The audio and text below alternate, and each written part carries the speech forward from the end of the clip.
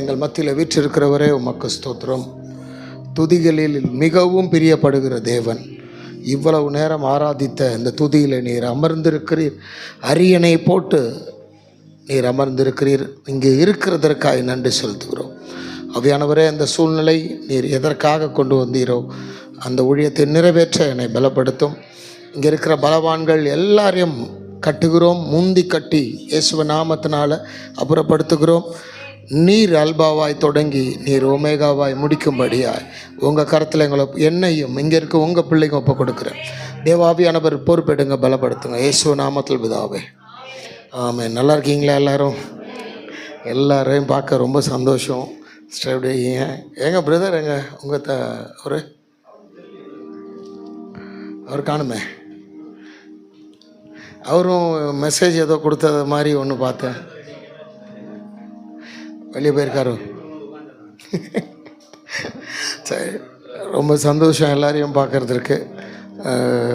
நிறைய பேர் புதுசாக இருக்காங்களோ, கொஞ்சம் பேர் புதுசாக வந்திருக்காங்களோ. ஓகே, நான் ஒரே ஒரு விஷயத்தை மட்டும்தான் சொல்லிட்டு போகிறேன். அந்த ஒரு விஷயம் மட்டும்தான் என்னோட பிரதரோட வாழ்க்கையோட ஆதாரம். அது என்ன விஷயன்றதை நான் சொல்கிறேன். அதுக்கு முன்னாடி நீங்கள் எத்தனையோ போராட்டத்தில் இருக்கலாம், எத்தனையோ பிரச்சனையில் இருக்கலாம். நீங்கள் முடிவில்லாத சில பிரச்சனைகள் நீங்கள் சந்தித்து கொண்டு இருக்கலாம். ஓடி இல்லாமான்னு கூட வாழ்க்கை தோணலாம். எங்கன்னா ஓடி போயிடலாமா, எங்கேனாச்சும் விட்டுட்டு ஓடிடலாமா அப்படின்னு கூட தோணலாம். எந்த சூழ்நிலையில் நீங்கள் இருந்திருந்தாலும், எப்பேற்பட்ட நெருக்கத்தில் நீங்கள் உட்காந்துருந்தாலும் சொல்லவே முடியாது. சொந்தக்காரங்கிட்ட சொன்னால் சந்தோஷப்படுவான், ஃப்ரெண்ட்ஸுக்கிட்ட சொன்னால் அவமானம், அக்கம் பக்கத்துக்கிட்ட சொன்னால் பிரச்சனை. ஆகவே நான் சொல்லவே போகிறதில்ல அப்படின்னு சொல்லிவிட்டு நீங்கள் ஒரு வேளை உட்காந்துருந்தாலும், நீங்கள் எந்த சூழ்நிலை இருந்தாலும் ஒன்று மாத்திரம் நிச்சயம், நீங்கள் இங்கே வந்தது நல்லது என்பதை தெரிந்து கொள்ள போகிறீங்க. இங்கே வந்தது, இந்த சபைக்கு வருவது ரொம்ப நல்லது என்பதை நாங்கள் பேசி முடித்த பிறகு நீங்கள் தெரிஞ்சுக்க போகிறீங்க. நான் சொல்ல வந்த ஒரே காரணத்தை வசனத்தை மட்டும் நான் வாசிச்சுட்டு நான் என்னுடைய காரியத்துக்கு நான் கடந்து போகிறேன். சங்கீதம் 34:8. கர்த்தர் நல்லவர் என்பதை ருசித்து பாருங்கள். இன்னொரு வாட்டி பாரு, சொல்லுங்க. கர்த்தர் நல்லவர், எல்லாரும் சொல்லுங்க. என்பதை ருசித்து பாருங்கள். படிங்கம்மா. அவர் மேல் நம்பிக்கையா இருக்கிற மனுஷன், இயேசு மேல நம்பிக்கையா இருக்கிற மனுஷன், மனுஷி என்னங்க கடைசியா ஒரு வாட்டி எல்லாரும் சேர்ந்து சொல்லுங்க. ஐயா, அவரை ருசிக்கணுமா? என்னன்னு ருசிக்கணுமா தெரியுமா? நல்லவர்னு ருசிக்கணும். அவர் நல்லவர்ன்றதை மட்டும் ருசிச்சிட்டீங்கன்னா அதுக்கப்புறம் நீங்கள் பாக்கியவான், பாக்கியவதி. இதெல்லாம் கேட்க நல்லா இருக்குது சார், ஆனால் வாழ்க்கையில் நடக்கணுமே. நடந்திருக்கு சார், என் வாழ்க்கையிலேயே அந்த மனுஷனோட வாழ்க்கையில். அதனால தான் நாங்கள் இங்கே நிற்கிறோம். இந்த நல்லவர் என்பதை ருசித்து பார்க்கறதுக்கு முன்பாக நீங்கள் எல்லாருக்கும் தெரியும், இயேசு பொதுவாக யாராக இருந்தாலும் என்ன சொல்லுவாங்கன்னா, இயேசு ரொம்ப நல்லவருங்கன்னு சொல்லுவாங்க. ஏசாமி நல்லவர் அப்படின்னு இந்துவும் சொல்லுவாங்க, புத்திஸ்டும் சொல்லுவாங்க, முஸ்லீமும் சொல்லுவாங்க. யாரை கேட்டாலும் சொல்லுவாங்க, ஏசாமி ரொம்ப சாந்த குணம் உள்ளவர், நல்ல சாமி. ஆனால் அவர் என்ன பண்ணுவாருன்னு மட்டும் யாரும் நம்ப தயாராக இல்லை. அவர் எப்பேற்பட்ட வாழ்க்கையை மாற்றுவார், எவ்வளோ மோசமான வாழ்க்கையாக இருந்தாலும் மாற்றுவார்ன்றதை நம்ப இன்றைக்கி யாரும் தயாராக இல்லை. ஏன்னா அவங்க பார்க்கலை. என்ன பார்க்கல? ருசிச்சு பார்க்கலை. ஐஸ்கிரீம் எப்படி இருக்குன்னு பார்க்கும்போது சூப்பராக தெரியும், ஆனால் ருசிக்கும் போது அது இன்னும் பயங்கர சந்தோஷமாக இருக்கும். அப்போ அதை வாயில் போடாத வரைக்கும் அதோட டேஸ்ட்டை நீங்கள் உணரவே முடியாது. இந்த இயேசுவோட டேஸ்ட் என்ன என்பதை அவரை நீங்கள் ருசித்து, அவரை நீங்கள் அணுகி பார்த்து, அவரோட ஐக்கியமாகி, அவரோட உறவாடி பார்க்காம வெறும் வார்த்தையில் நல்லவர் அப்படின்னு சொல்லிட்டு போக முடியாதுங்க. அதனால தான் ரொம்ப தெளிவாக சங்கீதக்காரன் சொல்கிறான், நீ முதலில் ருசிக்க வேண்டும். என்னென்னு? அவர் நல்லவர் என்பதை ருசிக்கணும். நீங்கள் ருசிச்சிட்டிங்கன்னா, உண்மையாக சொல்கிறேங்க, உங்களால் பாவமே பண்ண முடியாது, உங்களால் எந்த ஒரு அநியாயமும் பண்ணவே முடியாது. அவர் வாழ்க்கையில் வருவதற்கு முன்பாக நாங்கள்லாம் எப்படி இருந்தோன்றதை நான் சில காரியங்களை சொல்லிவிட்டு நான் கடந்து போகிறேன். எத்தனையோ புக்கு இருக்குங்க வாழ்க்கையில், எத்தனையோ நீங்கள் உலகத்தில் தத்துவ ஞானிகள் எழுதின புக்கு இருக்குது. எத்தனையோ தத்துவ ஞானிகள், அரிஸ்டாட்டில், கன்பூஷியஸ், எத்தனையோ பேர் இருக்காங்க, பெரிய பெரிய ஞானிகள், அறிவாளிகள். அவங்கெல்லாம் எழுதின புக்கு யாரோட வாழ்க்கையை மாற்றவே இல்லை. அவங்க வாழ்க்கை இப்படி மாறிடுச்சு, இப்படி இருந்து சார் இவ்வளோ மோசமாக இருந்தது, இப்படி மாறி இருக்கேன்னு யாரும் சொல்லவே இல்லை. ஆனால் பைபிள் எழுதின ஒரு வார்த்தை ஒரு மனுஷனை மாற்றிடுது.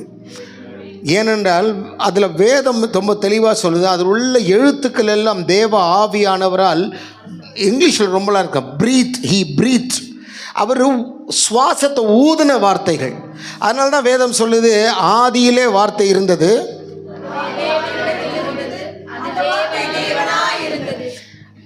அங்கே முதல்ல வார்த்தை தான் இருந்தது. அவர் என்ன சொல்லியிருக்கணும்? முதல்ல நான் தான் இருந்தேன், அப்படி தானே சொல்லியிருக்கணும் பிதாவானவர். அங்கே சொல்லவே இல்லை, முதல்ல வார்த்தை தான் இருந்தது. அந்த வார்த்தை தான் இயேசு. ஏன்னா அவர் தேவனோடு இருந்தார். அடுத்து இன்னும் ரொம்ப வெரி காட் அவர் தான், அவரே தேவனாக இருந்தார்னு வேதம் சொல்லுது. அதனால தான் அவரை ருசிக்கணுன்னா வார்த்தையை ருசிச்சிட்டிங்கன்னா அவரை ருசிச்சிடலாம். அப்போ வார்த்தையை ருசிக்கிறதுக்கு நீங்கள் அதுக்கு ஒரு மெனக்கெடணும், அதுக்கு ஒரு நேரம் கொடுக்கணும். இன்றைக்கி அதை ருசிக்கவோ அவரை தேடவோ யாருக்கும் அது டைமே கிடையாது வெளி உலகத்தில். இயேசு இவ்வளோ அற்புதம் பண்ணுவாருங்க, என்ன வேணால் பண்ணுவார், உங்களுக்காக என்ன வேணால் இறங்குவார். அதை யார் சொன்னாலும் நம்ப மாட்டேங்கிறாங்க. ஆனால் இப்போ நான் பேச போகிறேன், நான் சொல்லி முடிக்க போகும்போது இயேசு நல்லவரா அப்படின்னு கேட்குறேன். நீங்கள் எப்படி கத்த போகிறீங்கன்னு மட்டும் பாருங்கள். இவ்வளோ நல்லவரா இயேசு, இவ்வளோ கூட செய்வாரான்னு. எவ்வளவு அழுகி நாற்றம் எடுத்து புழுக்கள் பூத்த ஒரு புழு மேய்கிற வாழ்க்கையாக இருந்தாலும் நீங்கள் இயேசுக்குள்ளே போட்டு பாருங்கள், அந்த வாழ்க்கையை அப்படியே பிராண்ட் நியூவாக வெளியே வரும். இயேசு ஒரு அற்புதமான மிஷின் சார். அதுக்குள்ளே நீ எவ்வளோ கேவலத்தை வேணா போடு, எவ்வளோ அசிங்கத்தனா போடு, 8 கொலை பண்ணவன், 18 கொலை பண்ணவன், 5 ரேப் பண்ணவன், குடும்பத்தையே அழிச்சவன், வெட்டி கொலை பண்ணவன், கர்ப்பிணியை கொன்னவன், எப்பேற்பட்ட கொடூர பாவியாக இருந்தாலும் சரி, அந்த மிஷினுக்குள்ளே நீங்கள் போட்டிங்கன்னா அது வெளியில் வரும்போது வேறு மாதிரி புதுசாக வரும்.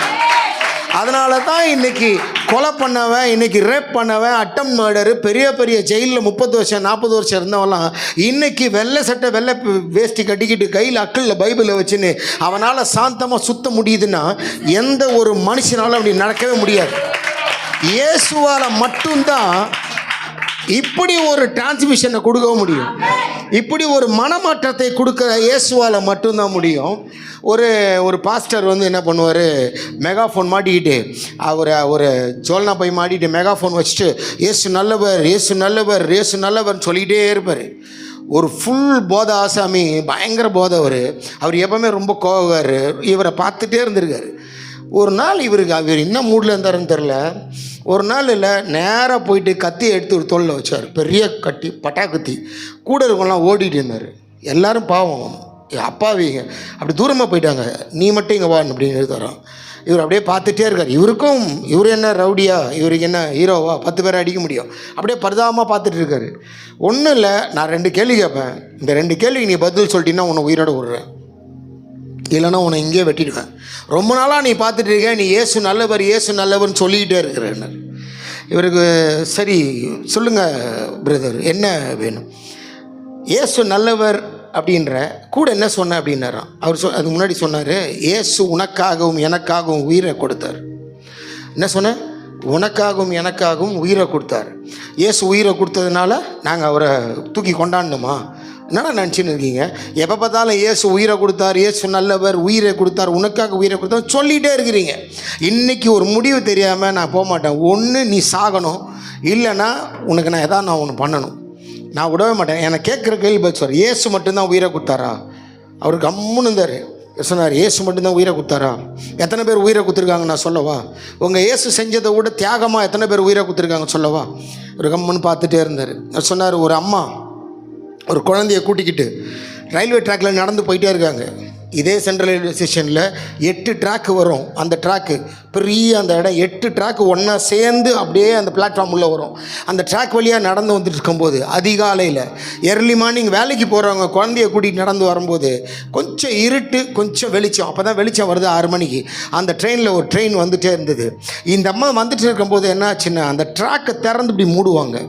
இப்படி பண்ணுவாங்க. ஒரு லீவர் இருக்கும் பார்த்துருக்கீங்களா, அப்படி சினிமாலாம் காட்டுவாங்க. இப்படி எடுத்து இப்படி மூடுவாங்கன்னா ட்ராக் இப்படி திரிஞ்சு இந்த பக்கம் போயிடும். ஸோ இப்படி வர்ற ட்ரெயின் இந்த பக்கம் போயிடும். இப்படி போக வேண்டிய ட்ரெயினை ட்ராக் மாற்றி விட்டாங்கன்னா இப்படி போயிடும். இருட்டில் அந்த கற்களான அந்த அதிகாலை வேளையில் கண்ணு சரியாக தெரில, குழந்தை தூக்கிட்டு வராங்க. அந்த ட்ராக் மாற்றும் போது குழந்தையோட கால் மாட்டிக்கிச்சு. அந்த குழந்தை இவ்வளோ பெரிய குழந்தை, இந்த இவ்வளோ பெரிய குழந்தைன்னு வச்சுக்கோங்க, ஏன்னா ஒரு 8 வயசு 7 வயசு குழந்தை. ட்ராக்கில் அந்த பிஞ்சு கால் மாட்டிக்கிச்சு. இழுக்கிறாங்க, கதறுது. ட்ராக் எப்போவுமே ட்ராக்கு மாறி ட்ராக்கு வேறு இடத்துல லாக் ஆச்சுன்னா அதுக்கப்புறம் ஒன்றுமே மாற்றவே முடியாது, ட்ரெயின் வந்துடும். அப்படி என்ன அர்த்தம்னா, அப்படி லாக் பண்ணி விட்டுட்டானா, இந்த பக்கம் இருக்க ட்ராக்கை மாற்றி இப்படி லாக் பண்ணிட்டாங்கன்னா லீவரை லாக் பண்ணிவிடுவான். லாக் பண்ணிட்டான்னா ட்ரெயின் போகிற வரைக்கும் அதை எடுக்கவே மாட்டாங்க. அடுத்த ட்ரெயின் வரும்போது தான் எடுப்பாங்க. அப்போ அதுக்கடுத்து இன்னொரு முக்கியமான விஷயம் என்னென்னா, அந்த இடத்துல லாக் பண்ண உடனே ட்ரெயின் வந்துடும். ஹார்ட்லி மிஞ்சி போனால் ஒரு 10 செகண்ட் 5 செகண்டில் ட்ரெயின் வந்துடும். போராடுது அம்மா, எடுக்க குழந்தை கதறுது, என்னென்னமோ பண்ணி பார்க்குறாங்க, ஒன்றுமே முடியல. இந்த ஆள் சொல்லிகிட்டு இருக்கான் அந்த பாஸ்டர்கிட்ட, போராடி பார்க்குறாங்க, ஒன்றும் முடியல.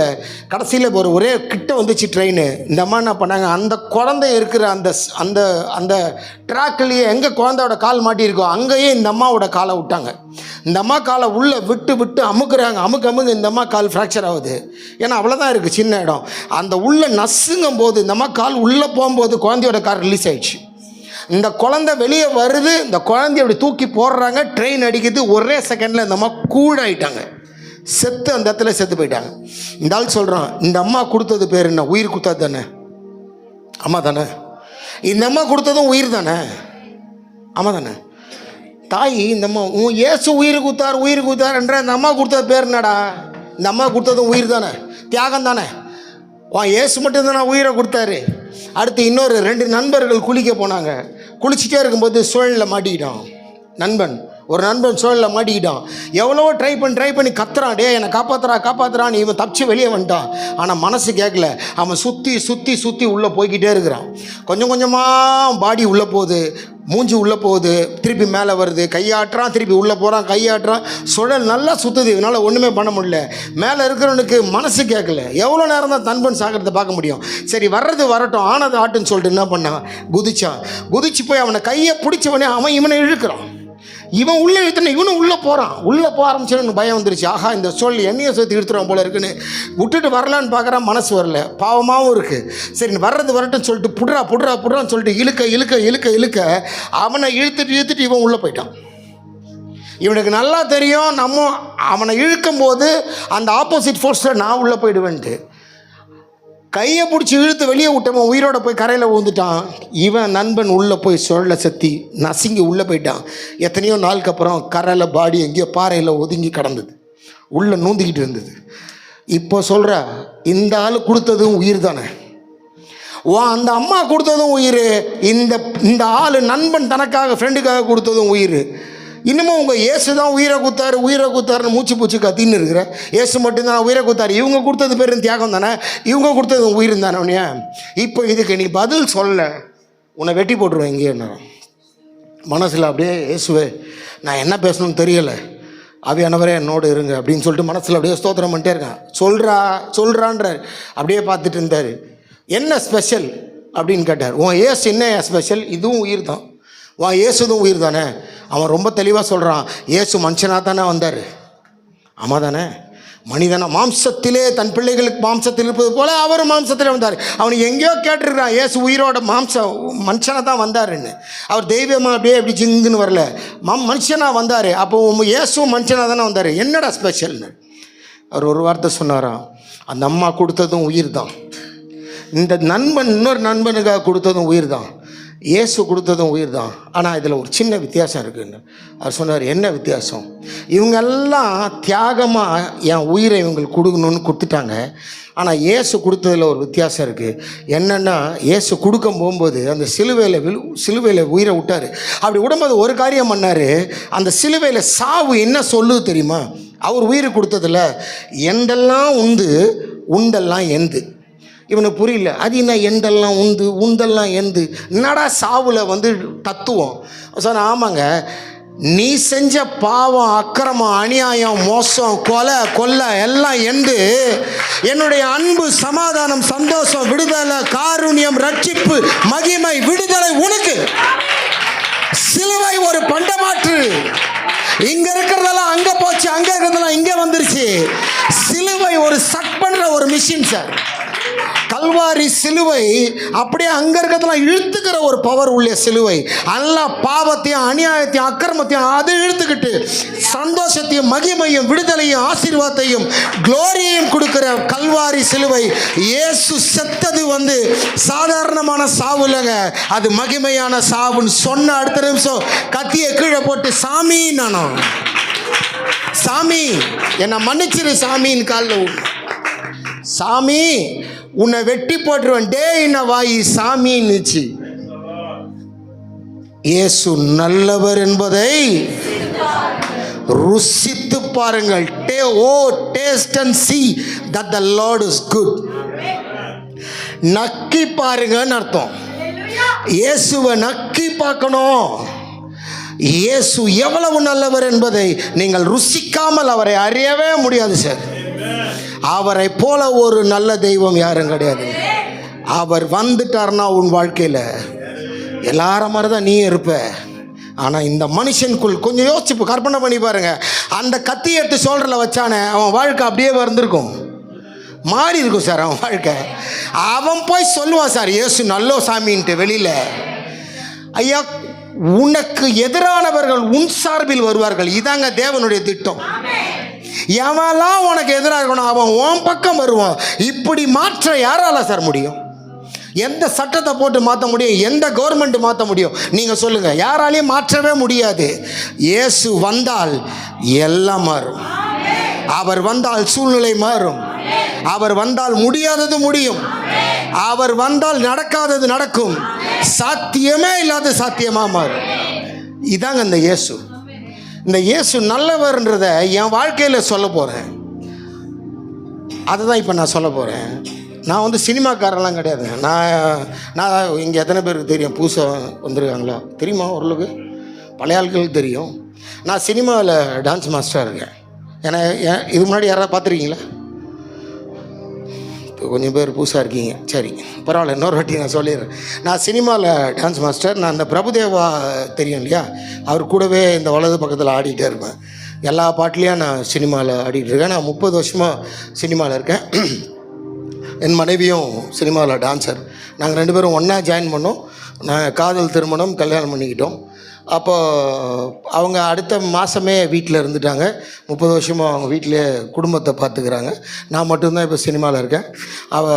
நான் சினிமாவில் ஒரு டான்ஸராக இருந்து பிரபுதேவாக்கு உதவியாளராகி இப்போ நான் டான்ஸ் மாஸ்டராகி நான் தனியாக பண்ணிட்டுருக்கேன். நான் நிறைய பாட்டெலாம் ஆடியிருக்கேன். அந்த ரொம்ப நாள் முன்னாடி சலோமியான்லாம் ஒரு பாட்டு வந்தது. அதில் நடுவில் சிவாஜி மாதிரிலாம் பண்ணுவேன். கும்கின்னு ஒரு படம் வந்துச்சு ஒரு 10 வருஷம் முன்னாடி. அதில் இது ஸ்வைன்னு ஒரு பாட்டு வரும். அந்த பாட்டெல்லாம் நான் தான் ஆடியிருக்கேன். அப்புறம் டியாலோன்னு ஒரு கிறிஸ்மஸ் தாத்தாலாம் வச்சுட்டு ஒரு சர்ச்சில் கையல்னு ஒரு படம் ஆடுவாங்க. அதில் ஆடினது நான் தான். அப்புறம் இதற்குத்தானே ஆசைப்பட்ட பாலகுமாரன்னு ஒரு படம், அதில் டிங்குடாங்க பெல்லுன்னு ஒரு பாட்டு நடுநடுவில் ஆடிட்டு போவோம். சரி, இது போதும். சினிமாவில் இருக்கேன். நான் முழு நேர சினிமா ஆள். சினிமாலேயே நான் இருந்துக்கிட்டு நாங்கள் தனியாக ஊழியம் பண்ணிக்கிட்டு இருக்கோம். சினிமாவில் இருக்க மக்களுக்காக நாங்கள் எங்களால் முடிஞ்சதை நாங்கள் செய்துட்ருக்கோம். இப்போ சினிமாவில் இருக்கிற ஆள் இங்கே இந்த இடத்துல புல்பெட்டு, இது மகிமையான இடம். இங்கே எல்லோரும் நிற்க முடியாது. இங்கே நிற்கிறதுக்கு ஒரு சின்ன ஒரு தகுதி வேணும். அதுக்குன்னு ஒரு படிப்பு இருக்குது, அதுக்குன்னு ஒரு இது இருக்குது. இப்போ அவரை மாதிரி நான் எதுவும் படிக்கவும் இல்லை. நான் எந்த தியாலஜி முடிக்கலை, எனக்கு எதுவுமே தெரியாது. ஆனால் என்னைய கொண்டு இவர் இங்கே நிற்க வைக்கிறாருன்னா, ஒரு சினிமாக்காரனை யாராவது ரட்சிக்கப்பட்டால் ஓரமாக தானே குறைப்பாங்க. அப்போ என்னைய கொண்டு இங்கே நிற்க வைக்கிறாருன்னா அப்போ ஏதோ பெருசாக அந்த இயேசு செஞ்சுருக்காரு இல்லையா? அப்படி செஞ்சுருந்தா தானே கொண்டு நிற்க வைக்க முடியும். அப்போ என்ன செய்தார் அப்படின்ற சொல்கிறதுக்காக தான் இப்போ நான் சொல்கிறேன். நான் விளையாட்டாக தான் சினிமாவில் சேர்ந்தேன். நான் சினிமாக்காரன்லாம் கிடையாது. எங்கள் அப்பா அம்மா தாத்தா பாட்டி இல்லை மாமா சித்தப்பா சித்தி அப்படி யாருமே சினிமா நாற்றமே இல்லாத ஒரு குடும்பம். எங்கள் அப்பா ஒரு ஐ டாக்டர், அம்மா ஒரு நர்ஸு, எங்கள் அக்கா அண்ணன் எல்லாம் பெரிய பெரிய படிப்பு, எல்லாம் ஒரு அக்கா டாக்டர்னு ஒரு அண்ணன், ஒரு மாதிரி எல்லாம் பெரிய பெரிய ரேஞ்சு. நானும் காலேஜ் இங்கே தான் முடித்தேன், விவேகானந்தா காலேஜ் மயிலாப்பூர். ஸோ நான் வந்து ஸ்கூல்லேருந்து டான்ஸ் ஆகிட்டு இருந்தேன். ஒரு விளையாட்டாக சினிமாக்குள்ளே போக ஆரம்பித்தேன். நான் அப்படியே கொஞ்சம் சுருக்கி ஷார்ட்டாக சொல்கிறேன். நான் போகும்போது பிரபுதேவா அப்படி வராரு, அப்படியே ஜாலியாக அப்படியே போக ஆரம்பித்தோம். 2 வருஷம் மட்டும் சினிமாவில் இருந்துட்டு நான் அப்படியே போயிடணும், அப்படி தான் நம்ம பிளானு. வேறு வேலைக்கு போயிடணுன்ட்டு. ஆனால் என்னால் திரும்பவே முடியல. சினிமா என்னை அப்படியே லாக் பண்ணிச்சு. இன்றைக்கி வரைக்கும் இருக்கேன். அன்றைக்கி எனக்கு தெரில ஏன் நான் சினிமாவுக்கு போனேன்னு. ஆனால் இன்றைக்கி எனக்கு தெரியுது, என்ன மாதிரி எவ்வளோ பேர் அங்கே இருக்கிறாங்க. அவங்களுக்காக கடவுளே என்னை கொண்டு போய் அங்கே வச்சுருக்காரு. என்னை மட்டும் இல்லை, ஒரு 130 பேர் 140 பேரை சினிமாவில் வச்சுருக்காரு. வைராக்கியமாக இருக்கிறவங்க நிறைய பேர் இருக்கும். டைரக்டர் ப்ரொஃபஸர் சலமன் நிறைய பேர் இருக்காங்க. நிறைய ஃபைட் மாஸ்டரில் ஒருத்தர் இருக்கார். எல்லா டிபார்ட்மெண்ட்லேயும் ஒரு ஆள் இருக்காங்க. சரி, இப்போ நான் போகும்போது நான் ஒன்றும் ரொம்ப நல்லவன், ரொம்ப பரிசுத்தமானவன் அப்படின்னாலங்க. எல்லாம் உங்கள் குடும்பத்தில் இருக்கிற பையன் மாதிரி தான் பொத்தி தான் வளர்த்தாங்க. ஆனால் ஸ்கூல் காலேஜுன்னு வரும்போது நமக்கு என்னென்னு தெரிஞ்சுக்கணும்னு ஆசை. சிகரெட் பிடிச்சா அதில் என்ன இருக்குன்னு வாங்கி ஒரு வாட்டி பிடிச்சி பார்த்துருக்கேன். அப்புறம் பீரில் கை வச்சு நக்கி பார்த்துருக்கேன். அது என்னன்னு டேஸ்ட் பண்ணிக்கலாம் அப்படின்ட்டு. இப்படி ஒன்றா எல்லாத்தையும் நம்ம ருசித்து பார்த்துருக்கோம், என்னன்னு பார்த்துருக்கோம். அவ்வளோதான் தெரியும். ரொம்ப பெருசாக போக ஆரம்பிக்கல. ஆனால் சினிமாக்குள்ளே போகும்போது பிரபுதேவா அவர் அப்படியே வந்துட்டு இருந்தார். அவர் வரும்போது நானும் அப்படியே அவர் கூட போக ஆரம்பித்தேன். என்னவோ தெரில, அவருக்கு என்னை பிடிச்சிச்சு, எனக்கும் அவரை பிடிச்சிச்சு. அவள் தான் அவர் கூடவே இருக்க வச்சுக்கிட்டார். அவரே வச்சுக்கிட்டார் என்ன. அப்படியே கூடவே 13 வருஷம் இருந்தேன். எல்லா பாட்டுலேயும் வர ஆரம்பித்தேன். நிறைய பேர், நிறைய புகழ். இப்போல்லாம் என்னை யாராவது பார்த்தா செல்ஃபி எடுத்துப்பாங்க. அப்போது என் கூட வந்தால் யாராவது ரயில்வே ஸ்டேஷன்லாம் பார்த்தா ஆட்டோகிராஃப் வாங்கிப்பாங்க. அந்த அளவுக்கு ரொம்ப ஃபேமஸ் ஆச்சு. நிறைய பணம் சம்பாதிச்சேன். அப்போவே நான் ஒரு மாதத்துக்கு ஒரு 25,000 ரூபா சம்பாதிச்சேன். 1994 93லலாம் அந்த அளவுக்கு பயங்கர பிஸியாக ஆரம்பித்தேன். பயங்கர பேர் வந்துச்சு, புகழ் வந்துச்சு, பயங்கரமான கெத்தாக இருந்தது. கூடவே எல்லா பாவமும் வர ஆரம்பிச்சிருச்சு. நான் வந்து என்றைக்கோ ஒரு நாள் பண்ணிட்டு இருந்ததெல்லாம் அங்கே டெய்லி பண்ண ஆரம்பித்தேன். கொஞ்சம் கொஞ்சமாக சிகரெட் ரெகுலர் ஆச்சு. சிகரெட் இல்லாமல் முடியாது, பாத்ரூம் போனால் சிகரெட் போகணும் அப்படின்ற மாதிரி ஆச்சு. பியர் குடிச்சு கொஞ்சம் கொஞ்சமாக அடுத்தடுத்து விஸ்கிக்கு, பிராண்டிக்கு, ஓட்கா, ஜின்னு அப்படியே அடுத்து போக ஆரம்பித்தோம். ஒன்றொன்னா எங்கள் வாழ்க்கையில் எல்லாத்தையும் பார்க்க ஆரம்பித்தோம். ரொம்ப சந்தோஷமாக இருந்தது.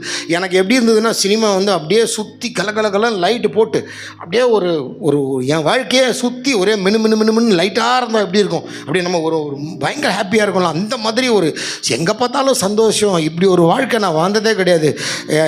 ரொம்ப பொத்தி எங்கள் அப்பா கிறிஸ்டியனு, அம்மா ஹிந்து, பயங்கர ஹிந்துவில் இருந்தாங்க. என் ஒய்ஃபோட பக்கா ஹிந்துவாக இருந்து தான் ரட்சிக்கப்பட்டோம் நாங்கள். அப்படி இருக்கிற ஒரு குடும்பம். அப்போது அடுத்தடுத்து என் சினிமாக்குள்ளே நான் அப்படியே போய்கிட்டே இருக்கும்போது கொஞ்சம் கொஞ்சமாக எங்கள் வாழ்க்கை பார்த்திங்கன்னா நிறைய ஊர்களுக்கு போகிறது தான் எங்களோட வாழ்க்கை. நீங்கள்லாம் பார்க்காத பல ஊர்களுக்கு போவோம். நீங்களே யாராவது ஒருத்தர் எப்பயோ ஒரு வாட்டி பாம்பே போயிருப்பீங்க, எப்பயோ டெல்லி போயிருப்பீங்க. நான் மாதத்துக்கு ஒரு வாட்டி பாம்பே போவேன், மாதத்துக்கு ஒரு வாட்டி டெல்லி போவேன். நீங்கள்லாம் போக முடியாத பல ஊர்களுக்கெல்லாம் நாங்கள் போவோம். இப்போது நேபாள், அப்புறம் டார்ஜிலிங்கு, அப்புறம் நீங்கள் இப்போ டெல்லி, பாம்பே, கல்கட்டா, எல்லா இந்தியாவுடைய காஷ்மீர் டு கன்னியாகுமரி வரைக்கும் எல்லா நூக்கன் கார்னர் நாங்கள் போக ஆரம்பிச்சிருவோம். ராஜஸ்தானில் அந்த சகாரா பாலைவனமாகட்டும், ராஜஸ்தானில் இருக்கிற ஒரு கோட்டைகள், ஜெய்சால்மீர் கோட்டை, ஜெய்ப்பூர், ஜோத்பூர், பிகானீர், ராஜஸ்தான் இருக்கிற எல்லா முக்கியமான இடங்கள். அப்புறம் அந்த ஐஸில் டான்ஸ் ஆடுவாங்கள்ல ஹீரோயின்லாம், அதெல்லாம் குல்லு மணாலின்னு சொல்லிட்டு டெல்லி போய்ட்டு டெல்லியிலேருந்து இன்னொரு ரொம்ப தூரம் போனோம். உள்ளே ஒரு 12 ஹவர்ஸ் ட்ரெயினில் போய் டெல்லியில் இறங்கி டெல்லியிலேருந்து ஒரு 12 ஹவர்ஸ் பை ரோடு பஸ்ஸில் போனோம். ஸோ அப்படி உள்ளே போய் அங்கே ஷூட்டிங் பண்ணுறது. திபெத் பார்டரு, ஜப்பானோட அந்த கார்கில் போர் நடந்த இடம், அப்புறம் இமயமலை அடிவாரம், அப்புறம் பெரிய அந்த ஜோக் ஃபால்ஸு, எல்லாம் முக்கியமான பெரிய ஃபால்ஸு, சாலக்குடி ஃபால்ஸு. யாருமே நீங்கள் போக முடியாத இப்போ ஃபால்ஸ் எல்லாம் நீங்கள் தூரம் இருந்து பார்ப்பீங்கன்னா, ஃபால்ஸ் எங்கேருந்து தண்ணி கொட்டுதோ அங்கே போய் பர்மிஷன் வாங்கி ஷூட்டிங் பண்ணுவோம். கும்கியெல்லாம் பார்த்திங்கன்னா அந்த மாதிரி இடம் தான். இப்படி எல்லோரா குகை, அப்புறம் நிறைய ஒயிட் சாண்ட் இருக்கிற பஞ்சாபோட கார்னர், எங்கே பார்த்தாலும் வெள்ளையாக இருக்கும், மண்ணெல்லாம் வெள்ளையாக இருக்கும். இப்படி நீங்கள்லாம் போவே முடியாத ஃபாரினில் எல்லா கண்ட்ரி 8 பாஸ்போர்ட் இருக்குது என்கிட்ட. அந்த அளவுக்கு நான் ஃபாரின் கண்ட்ரி சுற்றிருக்கேன். எல்லா ஊர்களுக்கும் இப்போ பிரயாணம். எங்கள் வாழ்க்கையே ட்ராவல்.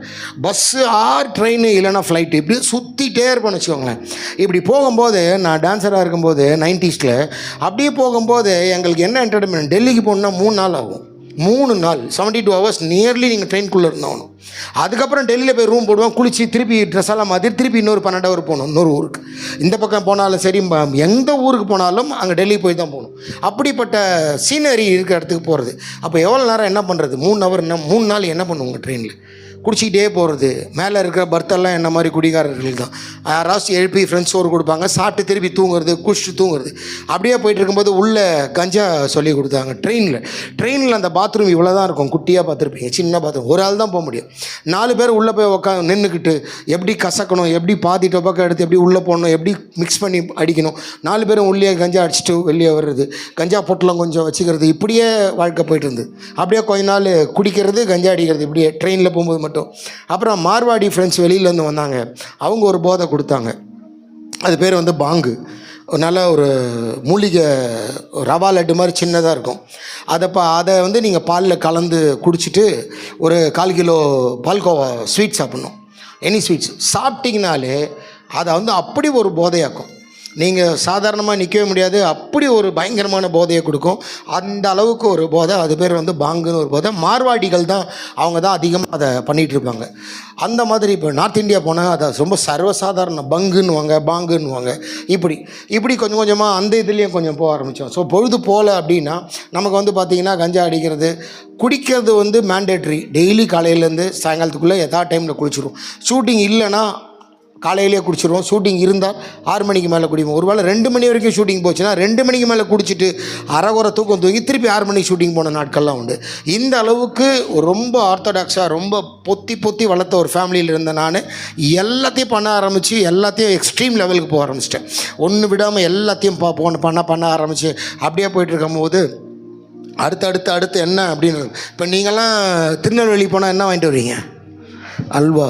அப்புறம் ஒரு ஊருக்கு போகிறேன். இப்போ ஒரு ஊருக்கு போனால் அந்த ஊரில் என்ன ஸ்பெஷல் நீங்கள் வாங்கிட்டு வருவீங்க? மதுரை போனால் மல்லி வாங்குவாங்க. ஒரு ஊரில் ஒரு ஸ்பெஷல் இருக்கும் இல்லையா, அதை வாங்கிட்டு வராங்க. இப்போ பண்ருட்டி போனால் அங்கே வந்து அந்த பலாப்பழம் அப்படின்னாங்களா. இப்போ நாங்கள் வந்து பொள்ளாச்சி போனோம் அப்படின்னா அங்கே முந்திரி சாராயம் ரொம்ப ஃபேமஸ், அதை போய் குடிப்பேன். கோபிச்செட்டிப்பாளையம் ஷூட்டிங் போகிறோம்னா அந்த இடத்துல போனீங்கன்னா அங்கே வந்து ஒரு மரத்து கல் ஃபேமஸ். ஹைதராபாத்லேயே எக்ஸ்ட்ரீம் உள்ளே இருக்குது. அங்கே போனீங்கன்னா காக்கிநாடா அந்த எக்ஸ்ட்ரீம் உள்ளே போனீங்கன்னா நீங்கள் ராயல்சீமா அப்படியே உள்ளே நீங்கள் ராஜமன்றி போக பார்த்தீங்கன்னா அங்கே வேறு விதமான ஒரு டியூப்பில் கட்டின ஒரு சாராயம். இப்படி ஒரு ஸ்டேட்லேயும் என்னென்ன இருக்கோ அதெல்லாம் பண்ண ஆரம்பித்தோம். எங்களுக்கு என்ன இருக்கோ பண்ணணும், அவ்வளோதான்.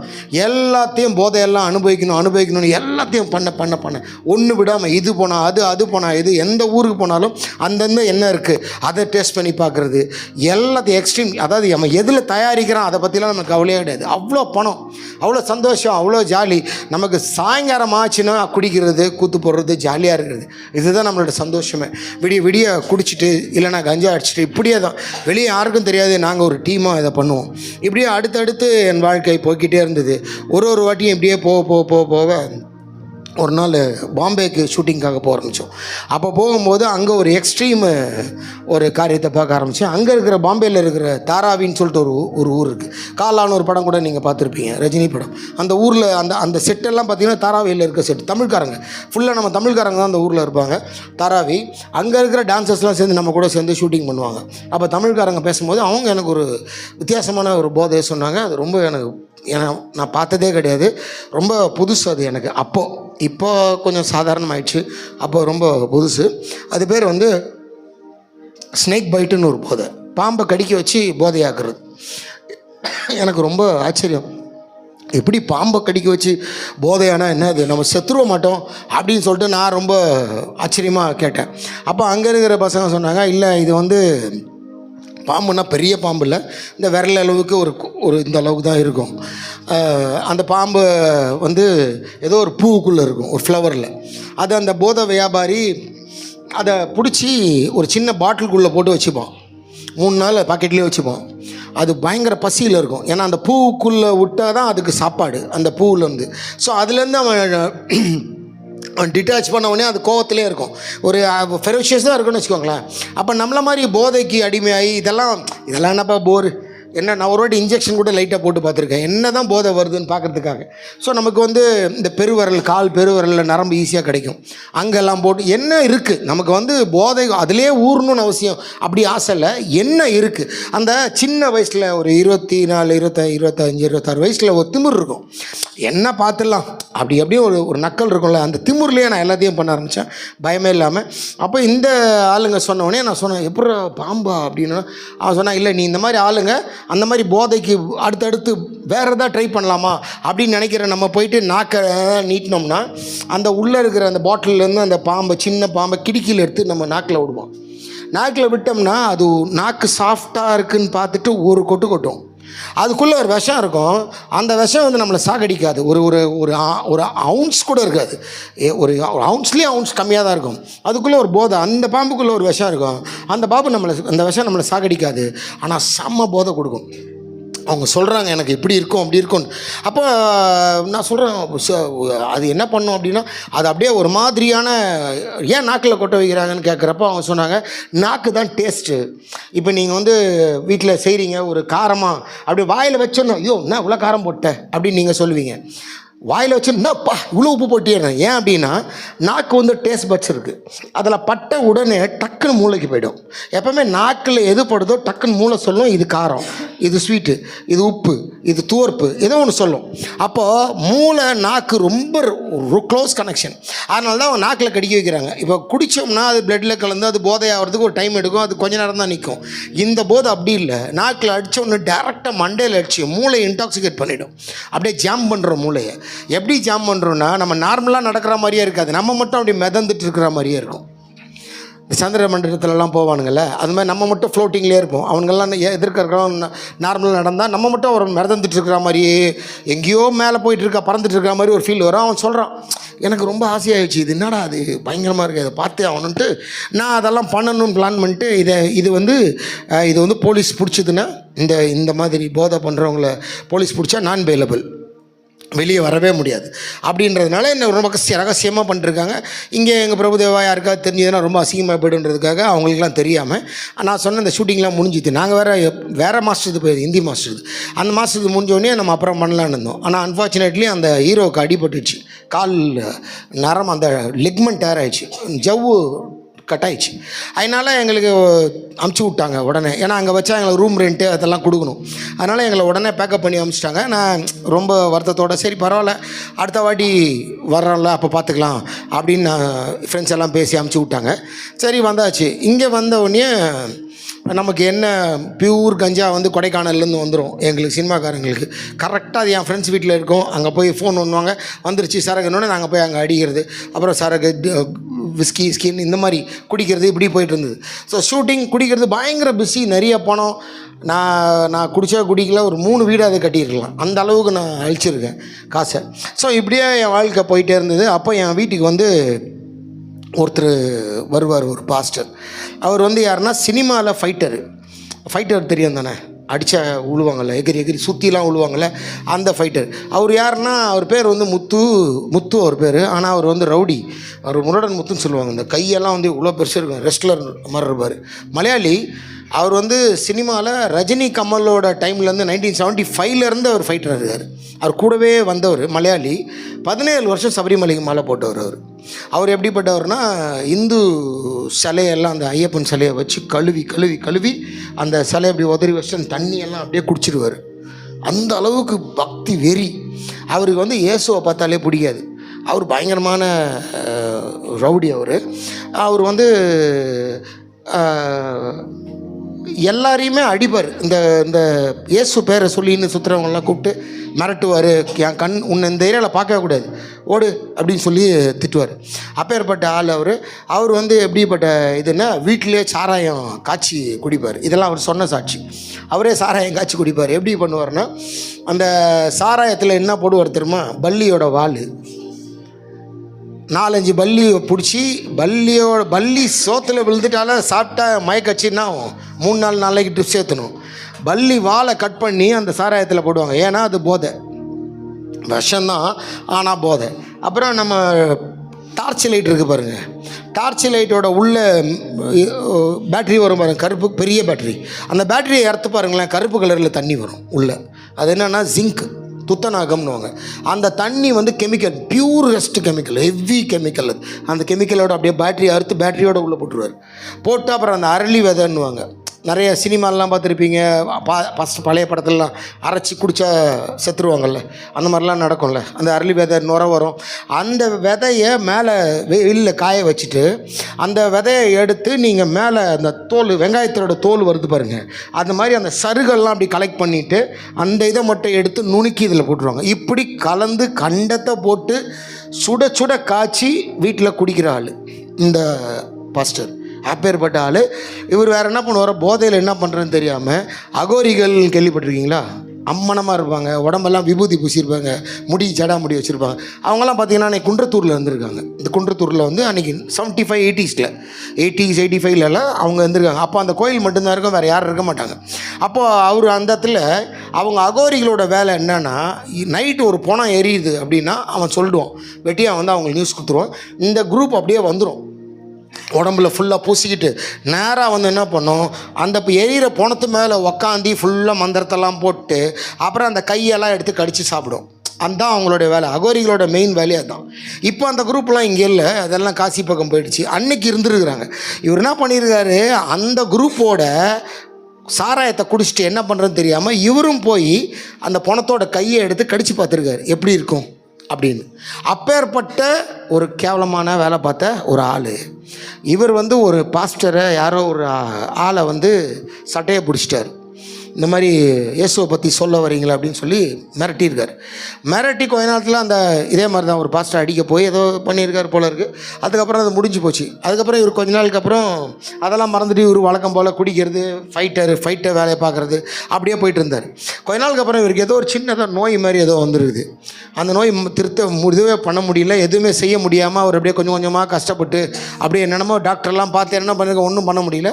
இவங்க ஊர் கேரளா கொண்டு போயிட்டாங்க. என்னென்னா மந்திரம் பண்ணுறதுக்கு. கேரளாவில் அவங்க அம்மா அப்பா யாருன்னா குடிசை தொழிலில் மந்திரம் பண்ணுறவங்க. குடிசை தொழிலில் மந்திரம் பண்ணுறது தான் அவங்க அம்மா அப்பாவோட வேலை. இவங்க அம்மா அப்பா அங்கேவா நாங்கள் மந்திரத்தில் சரியாக்கிடுறோம் அப்படின்னு சொல்லி என்னென்னமோ பண்ணியிருக்காங்க. அங்கே போய் கூட அங்கே சரியாகலை. வேறு வழி இல்லாமல் திரும்ப இங்கே வந்துட்டார். ஜிஹெச்சில் அட்மிட் பண்ணியிருக்காங்க. அந்த மாதிரி கண்டிஷன். அப்போது இவர் ஒருத்தர் அடிக்க போனார்ல, ஒரு பாஸ்டர். இவர் கேள்விப்பட்டு அவர் ஏதோ ஜோம் பண்ணியிருக்கார் போல். ஜோம் பண்ண கொஞ்ச நேரத்துக்குலாம் எழுந்து உட்காந்துட்டார். ஒரு 2-3 நாளில் வெளியே வந்துட்டார். அப்போ இவருக்கு பயங்கர ஆச்சரியமாக இருக்குது. 17 வருஷம் நான் ஒரு சாமியை கும்பிடுன்னு கும்பிட்டேன். அந்த சாமி ஒன்றுமே என்னை பண்ணலை. எந்த சாமி ஃப்ராடு, எந்த சாமி அயோக்கியமான சாமி, எந்த சாமியோட ஆளெல்லாம் யோக்கியம் கிடையாது, மோசமானவன்னு அந்த பாஸ்டர் அடிக்க போனணும், அந்த சாமியோட அந்த ஆள் வந்து எனக்கு ஜெபம் பண்ணுறான், எனக்கு நல்லா ஆகுதுன்னா இந்த சாமி தான் உண்மையான தெய்வம், நான் இவரை ஏற்றுக்கிறேன் அப்படின்னு சொல்லிட்டு இவர் என்ன பண்ணிருக்காரு, போய் எல்லா சினிமாலாம் விட்டுட்டு போய் பொண்டாட்டியை கூட்டின்னு பிள்ளைய, ஒரு சின்ன பொண்ணையும் கூட்டி நேராக போயிட்டு ஊரில் போய் படித்து ஆர்டினேஷன் வாங்கிட்டு அவர் நேராக ஊழியம் பண்ண வந்துட்டார். எங்கே வந்து ஊழியம் பண்ணுறாரு, சினிமாவில் இருக்கணுக்காக ஊழியம் பண்ணுறாரு. அவருக்கு உள்ளத்தில் ஆண்டவர் போட்ட பாரான தெரியுமா, உன்ன மாதிரியே எவெல்லாம் போதைக்கு அடிக்டாக இருக்கானோ அவனுக்காக போய் ஜெபம் பண்ணுன்னு அவர் தேடி வந்த ஆள் நான். அவர் நேராக இப்போ புரிஞ்சிருக்குமே, அதுதான் சொல்கிறேன், இயேசு நல்லவர். அதை தான் இப்போ சொல்லிகிட்டு இருக்கேன். இயேசு எவ்வளோ, எந்த ஆளை எங்கே ரூட்டு போட்டு என் வீட்டுக்கு அனுப்புகிறாரு பாருங்க. அந்த ஆள் வந்து என்கிட்ட வந்து ஜோம் பண்ண வருவார். நான் கையை தட்டி விடுவேன், தள்ள கை வைக்காத. எங்கள் அம்மாவும் என் ஒய்ஃபும் விட்டு குத்துட்டாங்க, வாங்க ஜோம் பண்ணுங்கன்ட்டு. இப்போ எப்போவுமே இந்துக்களுக்கு ஒரு நல்ல பழக்கம் இருக்குது பார்த்துறீங்களா, உடனே தலையை கொடுவோம், சாமி பண்ணுங்க சாமி அப்படின்றாங்க. நல்ல குணம் இந்துக்களுடைய குணங்கள். உடனே ஐயா பண்ணுங்க, ஜெபம் பண்ணுங்க பார்த்துறீங்களா. அப்போ அந்த என் அம்மா பயங்கர பக்தன், என் ஒய்ஃபு வாரத்துக்கு 2 மாலை போடும். அவங்க எல்லாமே உடனே ஓகே வாங்க ஜெபம் பண்ணுங்கன்ட்டாங்க. இவர் மட்டும், எனக்கு மட்டும் ஜெபம் பண்ண நான் ஒத்துக்க மாட்டேன். இப்படியே போயிட்டு இருந்தது. ஒரு அவுடோர் போயிட்டு வர்றதுக்குள்ளே பார்த்தீங்கன்னா இவர் வந்து ஜெபம் பண்ணும் போதெல்லாம் எங்கள் அம்மா மாறிட்டாங்க. எங்கள் அம்மா மாறிட்டு வீட்டில் இருக்கிற எங்கள் அம்மா வேலும் மயிலும் துணை இந்த பொம்மைலாம் வந்து வச்சுருப்போம். எல்லாம் இந்து படம்லாம் எடுத்துகிட்டு வெள்ளை புடவை கட்டியிருக்காங்க. என் தம்பி 2 பேரும் ஞானசானம் எடுத்துட்டாங்க. எனக்கு பயங்கர ஆச்சு. என் ஒய்ஃப் மட்டும் மாறாமே இருக்காங்க. ஏன்னா நான் மாறுறதுக்காக வெயிட் பண்ணிருந்தேன். எனக்கு இது என்னென்னே தெரில. இது நடுவில் எனக்கு என்ன ஆச்சுன்னா கையெல்லாம் உதற கண்டிஷன் வந்துருச்சு. உடம்பு அவ்வளோ டேமேஜ், அவ்வளோ பண்ணி மோசமாக போதைக்கு அடிமையாகி ரொம்ப, அதனால் எனக்கு ஒரு சின்ன பயம் இருந்துகிட்டே இருந்தது. நமக்கு எதா ஆகிடுமோன்ட்டு ஒரு சின்ன பதட்டம் இருந்தது. அப்போது ஒரு பீரியடில் வந்து எனக்கு என்ன ஆச்சுன்னா நமக்கு வந்து ஒருவேளை செத்துருவோமோ அப்படின்ற பயம் வந்துச்சு. ஏன்னா ஒரு கை மட்டும் ஆடலை, நிறைய உள்ள சேஞ்சஸ் தெரியுது எனக்கு. என் ஒய்ஃப்கிட்ட சொன்னால் பயந்துருவாங்கன்னு சொல்லிட்டு நான் சொல்லாமல் அப்படியே சமாளிச்சிக்கின்னு ஷூட்டிங்கும் பண்ணுறேன், எல்லாம் பண்ணிகிட்டே இருக்கேன். அப்போது யாரோ எனக்கு உள்ள ஒரு பயம் கொடுக்குது எனக்கு. இன்றைக்கி நீ செத்துட்டீன்னா உன் பொண்டாட்டினாவும் உன் புள்ள, எனக்கு ஒரு பொண்ணு, இப்போது உன் பொண்ணு உங்கள் அம்மா எல்லோரும் என்ன ஆவாங்க அப்படின்னு யாரோ எனக்கு உள்ளுக்குள்ளே ஒரு யாரோ உள்ள ஒரு உணர்வு தோண்டிகிட்டே இருக்கும். அப்போ தான் இந்த ஆள் வந்து ஜெபம் பண்ண வருவார். அப்போ எனக்கு ஒரு வாட்டியும் ஜெபம் பண்ணும் போதெல்லாம் எனக்கு கோபமாக வரும். இவரை பார்த்தாலே நமக்கு பிடிக்காது. ஏன்னா நம்ம ஆவி அப்போ வேறு உள்ளுக்குள்ளே அது இதுவும் செட்டே ஆகாது. அவர் வந்து இயேசுவை பற்றி சொல்லுவார். நான் சொல்லுவேன், இந்த பாருங்கள், உங்களுக்கு எவ்வளோ பேர் இருக்கான், எவ்வளோ டான்ஸர் இருக்கான், எவ்வளோ ஃபைட்டர் இருக்கான், அவனுக்கெல்லாம் போய் சொல்லுங்கள், என்னை விடுங்க. எங்கள் அம்மாவும் என் ஒய்ஃபும் கொடுக்குறாங்களா, தலையை கொடுத்தாங்கன்னா ஜெபம் பண்ணிட்டு போங்க, என்னை விடுங்க அப்படின்னே சொல்லுவேன். அவர் வந்து இல்லை பிரதர், என்னமோ தெரியல, உங்களை ஜெபம் பண்ணணுன்னு எனக்கு தோணிகிட்டே இருக்கு அப்படின்னாரு. சரி, எங்கள் அம்மா மிரட்டுவாங்க கண்ணில், இவன் வேறு என் ஒய்ஃப் வேறு, சும்மா நில்லுங்களேன், அவர் தலையை ஜெபம் பண்ணிட்டு போகிறாரு அப்படின்னு கண்ணிலேயே 2 பேரும் உருட்டுவாங்க. சரி, இவங்க தொல்லைக்காக அப்படியே கம்முன்னு நிற்பேன். அப்படியே ஜெபம் பண்ணிட்டு நைஸாக அவன் தள்ளி கை வச்சுருவார். நான் டக்குன்னு இப்படின்னுவேன், கை வைக்காதீங்க சொன்னல. கோவமாக வரும், எரிச்சலாக வரும், இப்படியே போயிட்டு இருந்தது. அப்பப்போ வாரத்துக்கு ஒரு வாட்டி வந்துடுவார். இவங்க 2 பேரும் ரொம்ப இதாகிட்டாங்க, அம்மாவும் என் ஒய்ஃபும். அப்படியே ஜெபம் பண்ணுறது இப்படியே எங்கள் அம்மாவை ரெடி பண்ணிட்டார், அவர் மாற்றிட்டார். நான் மட்டும் மாறவே கூடாது. ஒரு நாள் என்கிட்ட ரொம்ப ஃப்ரீயாக மொட்டை மாட்டில் பேசினார், பிரதர் நீங்கள் இயேசு நல்லவர், நீங்கள் மாறிப்பார். நான் சொன்னேன், இயேசு நல்லவர்னோன்னு நீ என்ன சொல்லுவேன், கஞ்சா அடிக்காதன்னுவேன், தம் அடிக்காதன்னுவேன், குடிக்காத, நீ இது பண்ணாத, வேணாம் உன் இயேசுவை நீ வச்சுக்கோ, நான் என் போதையை நான் வச்சுக்கிறேன், நீ கிளம்பு ராஜா அப்படின்னு அவரை சொல்லிவிட்டு அவரை ரொம்ப திமிராக தான் பேசுவேன். அப்படியே ஒரு நாள் போயிட்டே இருந்தது. ஒரு நாள் என்னாச்சுன்னா, எனக்கு வந்து ஒரு நாள் நைட் ஷூட்டிங் முடிச்சுட்டு வரேன், வந்து நான் படுத்துட்டேன். எப்போவுமே நான் வந்து என் ஒய்ஃபு பாவம் என்ன பண்ணாங்க, 1 மணி 1:30 வரைக்கும் வாசல்லே அப்படி உட்காந்துருப்பாங்க. அப்படியே ஒரு தலையில் முக்காடு போட்டு அப்படியே உட்காந்துருப்பேன். எங்கள் அம்மா அப்படியே ஒரு தலைகாணி வச்சு ஓரமாக தூங்கிட்டே இருப்பாங்க அந்த வாசலில். ஏன்னா நான் பைக்கு கரெக்டாக ஓட்டிகிட்டு வருவேன், போதையில் ஃபுல் போதையில் வருவேன். 1 மணி அப்படி வருவேன், கரெக்டாக ஓட்டு வருவேன். என்னால் ஸ்டாண்டு போட முடியாது, கீழே விழுந்துருவேன். அப்போ அந்த சைலன்சர் சூடுபட்டு இங்கே நிறைய ரணமாகிடும். அதனால் ஓடியாந்து என் ஒய்ஃபு பைக்கை பிடிச்சிப்பா, எங்கள் அம்மா என்னை பிடிச்சிப்பாங்க, அப்படியே கூப்பிட்டு போய் என்னை படுக்க வைப்பாங்க. எப்போது பேண்ட்டு போய் ஷார்ட்ஸ் வந்தது, லுங்கி வந்ததுன்னு தெரியவே தெரியாது. அது அப்படியே போதையில் இருக்கும். கரெக்டாக அந்த நாத்த வாயோட காலையிலேருந்து குளிச்சு பல்ல விளக்கிட்டு ஷூட்டிங் போய்டுவேன் 6 மணிக்கு. இப்படியே போயிட்டு இருப்பேன். ஒரு நாள் வந்து படுத்து ஒரு 1 ஹவரில் அவ்வளோ தலைகால் புரியல, யாரு கண்ணு கூட தெரிய மாட்டேங்குது, அந்த அளவுக்கு மங்களாக வந்து படுத்தேன். கொஞ்ச நேரத்துக்குலாம் பிரைட் ஆகிடுச்சு மூளை. 1 ஹவரில் எழுந்துட்டேன். நானும் இங்கிட்டு அங்கிட்டு பிறண்டு பார்க்குறேன், என்னென்னமோ பண்ணி பார்க்குற, தூக்கம் வரல. ஒரு மேலே போய் சிகரெட் பற்ற வச்சுட்டு சுற்றி பார்க்குற, தூக்கம் வரல. 6 மணிலேருந்து தூக்கம் வரல. திருப்பி நான் வந்து படுத்து பார்க்குறேன், முள்ள காலைல ஷூட்டிங் கிளம்பி போயிட்டேன். இப்படியே 1 நாள் 2 நாள் ஏன் எனக்கு தூக்கம் வரலன்னு தெரில. நானும் யோசித்து பார்க்குறேன், எனக்கு தோணவே மாட்டேங்குது. என் ஃப்ரெண்ட்ஸ் கிட்டலாம் சொல்கிறேன், உங்களுக்கு தூக்கம் வருதாடா அப்படின்னா, அவனு சொன்னான், என் கூட தான்டா குடிச்சிங்க நீங்கள், எனக்கு மட்டும் ஏன் தூக்கம் வர மாட்டேங்குது. அப்போ அவனு சொன்னானு, எனக்கு தான் நல்லா தான் தூக்கம் வருது, தூங்கிட்டு தான் வரோம் நாங்கள் அப்படின்றானுங்க. ஒரு 2 மணிக்கு தான் படுத்தாலும் நாங்கள் தூங்குறோம், 4 ஹவர் தான் தூங்குறோம். 6 மணிக்கு திருப்பி ஷூட்டிங்கு போனோம். ஆனாலும் எங்களுக்கு தூக்கம் வருதுன்னு எனக்கு ஏன் வரலன்னு நான் யோசிக்கிறேன்.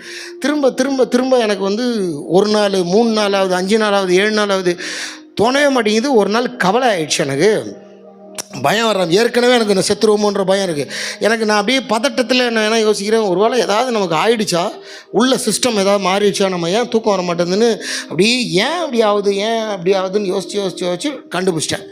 இந்த ஆள் என்றைக்கு தள்ள கையை வச்சானோ அன்னையிலேருந்து தான் நமக்கு இந்த தூக்கம் போச்சுன்ட்டு செம்ம கடுப்பாயிடுச்சு எனக்கு.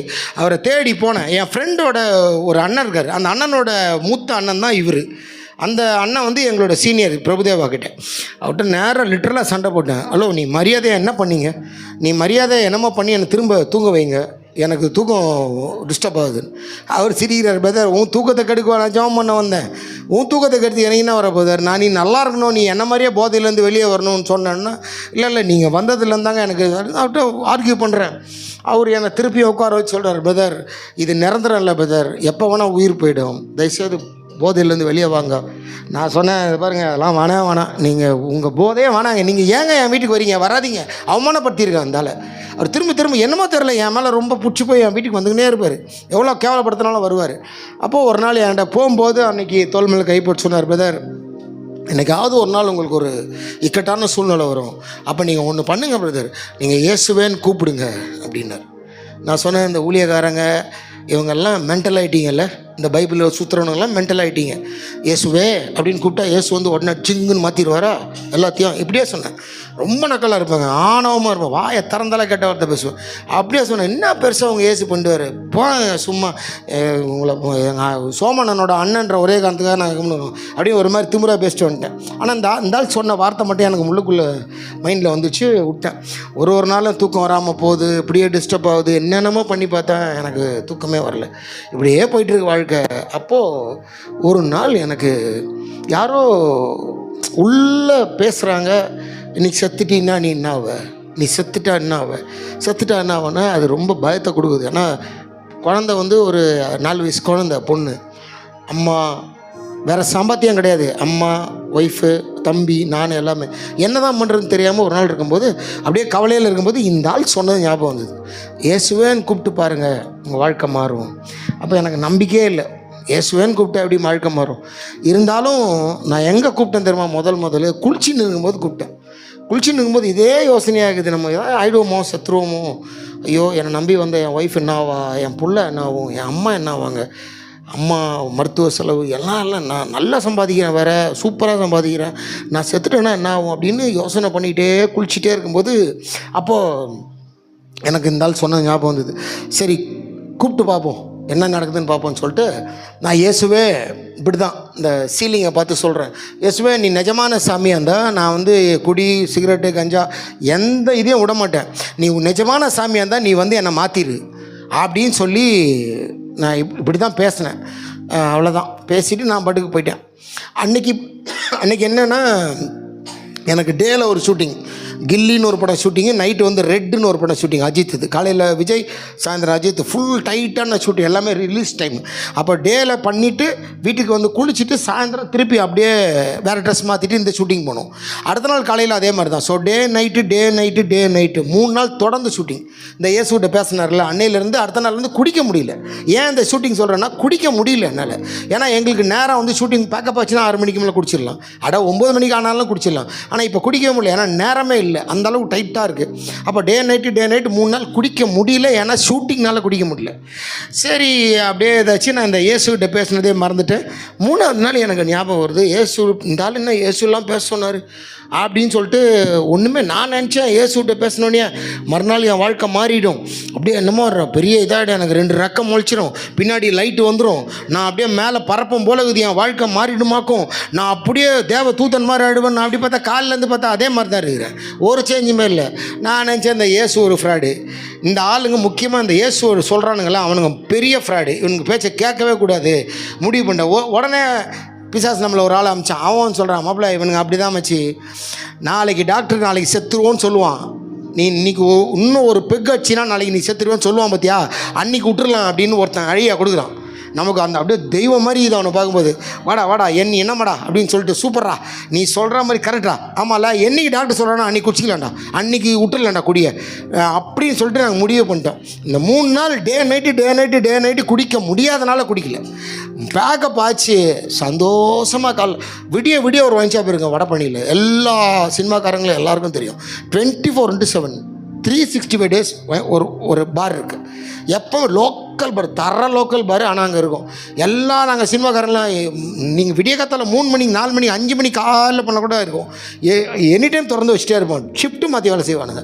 நாங்கள் அப்படியே காலையில் 6 மணிக்கு 5 மணிக்கு பேக்கப், அப்படியே கூட்டமாக 20 பைக்கு கிளம்பி போகுது, அப்படியே கெட்ட வார்த்தைலாம் பேசி சந்தோஷமாக உள்ளே போகிறோம். அப்பா 3 நாள் குடிக்காது, சேர்த்து வச்சு குடிச்சிடணும். உள்ளே நுழைஞ்சி உள்ளே போகிற வரைக்கும் பெரிய டிஃப்ரென்ஸ் இல்லை, ஜாலியாக சிரிச்சிட்டு விளையாடிட்டு போயிட்டே இருக்கோம். ஒயின் ஷாப்புக்குள்ளே காலை வச்ச உடனே எனக்கு ஒரு சின்ன டிஃப்ரென்ஸ் தெரிஞ்சுது. என்ன டிஃப்ரென்ஸ் தெரிஞ்சுதுன்னா, யாரோ என் கூட பக்கத்துலேயே இருக்கிற மாதிரி எனக்கு ஒரு ஃபீலிங். யார் இருக்கா தெரியாது. நான் இயேசுக்கிட்ட பேசி 3 நாள் ஆகுது, நாங்கள் குடிக்கல, ஷூட்டிங்னால் குடிக்கலான்னு உள்ள 3ஆவது நாள் போகிறேன். 3ஆவது நாள் முடித்து 4ஆவது நாள் காலையில் எர்லி மார்னிங் 5:30 மணிக்கு ஒயின் ஷாப்பில் நுழையிறோம். யாரோ என் கூட இருக்கிற மாதிரி எனக்கு ஃபீல் ஆகுது. எனக்கு பேச்சு நின்றுருச்சு, கெட்ட வார்த்தை பேச எல்லாம் நின்றுருச்சு, அமைதியாகிட்டேன் நான். இவங்களாம் என்னடாச்சு இல்லை ஒன்றும் இல்லை வா சொல்லிட்டு நான் ஆஃப் விஸ்கி வாங்கி வச்சிட்டேன். நான் ஒரு ஆஃப் ஒரு குவார்ட்டர் ஃபஸ்ட்டு அடிச்சிடுவேன் ஒரு 3 ஹவரில். அதுக்கப்புறம் கொஞ்சமாக குடிச்சு வீட்டுக்கு வருவேன். இதான் என்னோடய ஸ்டைல். ஃபஸ்ட்டு ஒரு ஆஃப் வாங்கி ஊற்றி அடிச்சுக்கிட்டே இருக்கிறேன். அடிக்க எனக்கு யாரோ என் கூட இருக்கிற மாதிரியே இருக்குது. இவனுங்க எல்லாம் எல்லாம் சிரிக்கிறானுங்க, என்னடா ஆச்சு, ஏன் பேச மாட்டேங்கிற அப்படின்னா, ஒன்றும் இல்லைன்னு சொல்லிட்டு தலைவலி அப்படின்னு சொல்லிட்டு இந்த இயேசு இந்த ஆள் பேசுனது தள்ள கை வச்சதெல்லாம் சொன்னால் கலாய்ப்பாங்கன்னு சொல்லிட்டு நான் சொல்லவே இல்லை, கம்முன்னு ஒன்றும் இல்லை தலைவலின்னு சொல்லிட்டு அப்படியே யோசிக்கிறேன். யார் என் கூட பேசுகிறா, என்ன நடக்குது, யாரோ என் கூட இருக்கிற மாதிரியே உணர்வு. இப்போ நைட்டில் லேட்டாக வந்தீங்கன்னா பேய் போச்சுன்னா ஜிவ்வுன்னு பார்த்துறீங்களா உங்களுக்கு, சும்முன்னு ஒரு மாதிரி ஆகும், நமக்கே தெரியும் ஏதோ ஒன்று போயிருதுரா அப்படின்ட்டு. ஆனால் எனக்கு அந்த ஃபீலிங்கே வர மாட்டேங்குது. இங்கே அப்படி ஜிவ்வுன்னு ஒரு ஃபீலிங் வரல, ஆனால் எனக்கு நல்லா தெரியுது யாரோ என் கூட இருக்காங்க. அதாவது இப்போ நான் இங்கே இருக்கேன்னா இப்படி இருக்காங்க பக்கத்தில், என்னை தொடலை, ஆனால் என் கூடவே யாரோ இருக்காங்க. அப்போ இந்த ஆஃப் பாட்டில் அடிச்சுட்டு இன்னொரு குவார்ட்டர் வச்சுருக்கேன். அதை ஓப்பன் பண்ண போகும்போது இந்த யாரோ என் கூட யாரோ இருக்காங்க, அது எனக்கு தெரில. அவங்க என் கூட பேசலை, என் காதல் லிட்டரலாக ஆடிபிள் வாய்ஸ்லாம் இல்லை, எனக்கு ஒரு உணர்வு வருது, அவங்க யாரோ சொல்கிற மாதிரி எனக்கு உணர்வு. என்னென்னா இந்த ஆஃப் அடிச்சிட்ட அடுத்த இந்த குவார்ட்டரை நாளைக்கு அடியேன் அப்படின்னு தோணின உடனே நான் என்ன பண்ணிட்டேன், எடுத்து உள்ளே வச்சிட்டேன். என்னடா அப்படின்னாங்க, இல்லை தலைவலிக்குது விட்டுரு அப்படின்ட்டு. சிகரெட் பாக்கெட் எப்பவுமே இந்த சாக்ஸில் வச்சுருப்பேன். இந்த பாக்கெட்டில் ஒரு சாக்ஸில் ஒரு சிகரெட் பாக்கெட், இந்த சாக்ஸில் ஒரு சிகரெட் பாக்கெட், எப்போவுமே 2 வச்சுருப்பேன். ஏன்னா இங்கே வச்சா டான்ஸ் ஆடும்போது ஈரம் ஆகிடும், அதனால் இங்கே வச்சுருப்போம்.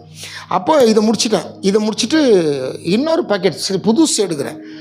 8 10 வச்சு உரிச்சிட்டு யார் இதெல்லாம் என் கூட பேசுகிறான்னு யோசனை பண்ணிக்கிட்டே இப்படி பிரிக்கிறேன்.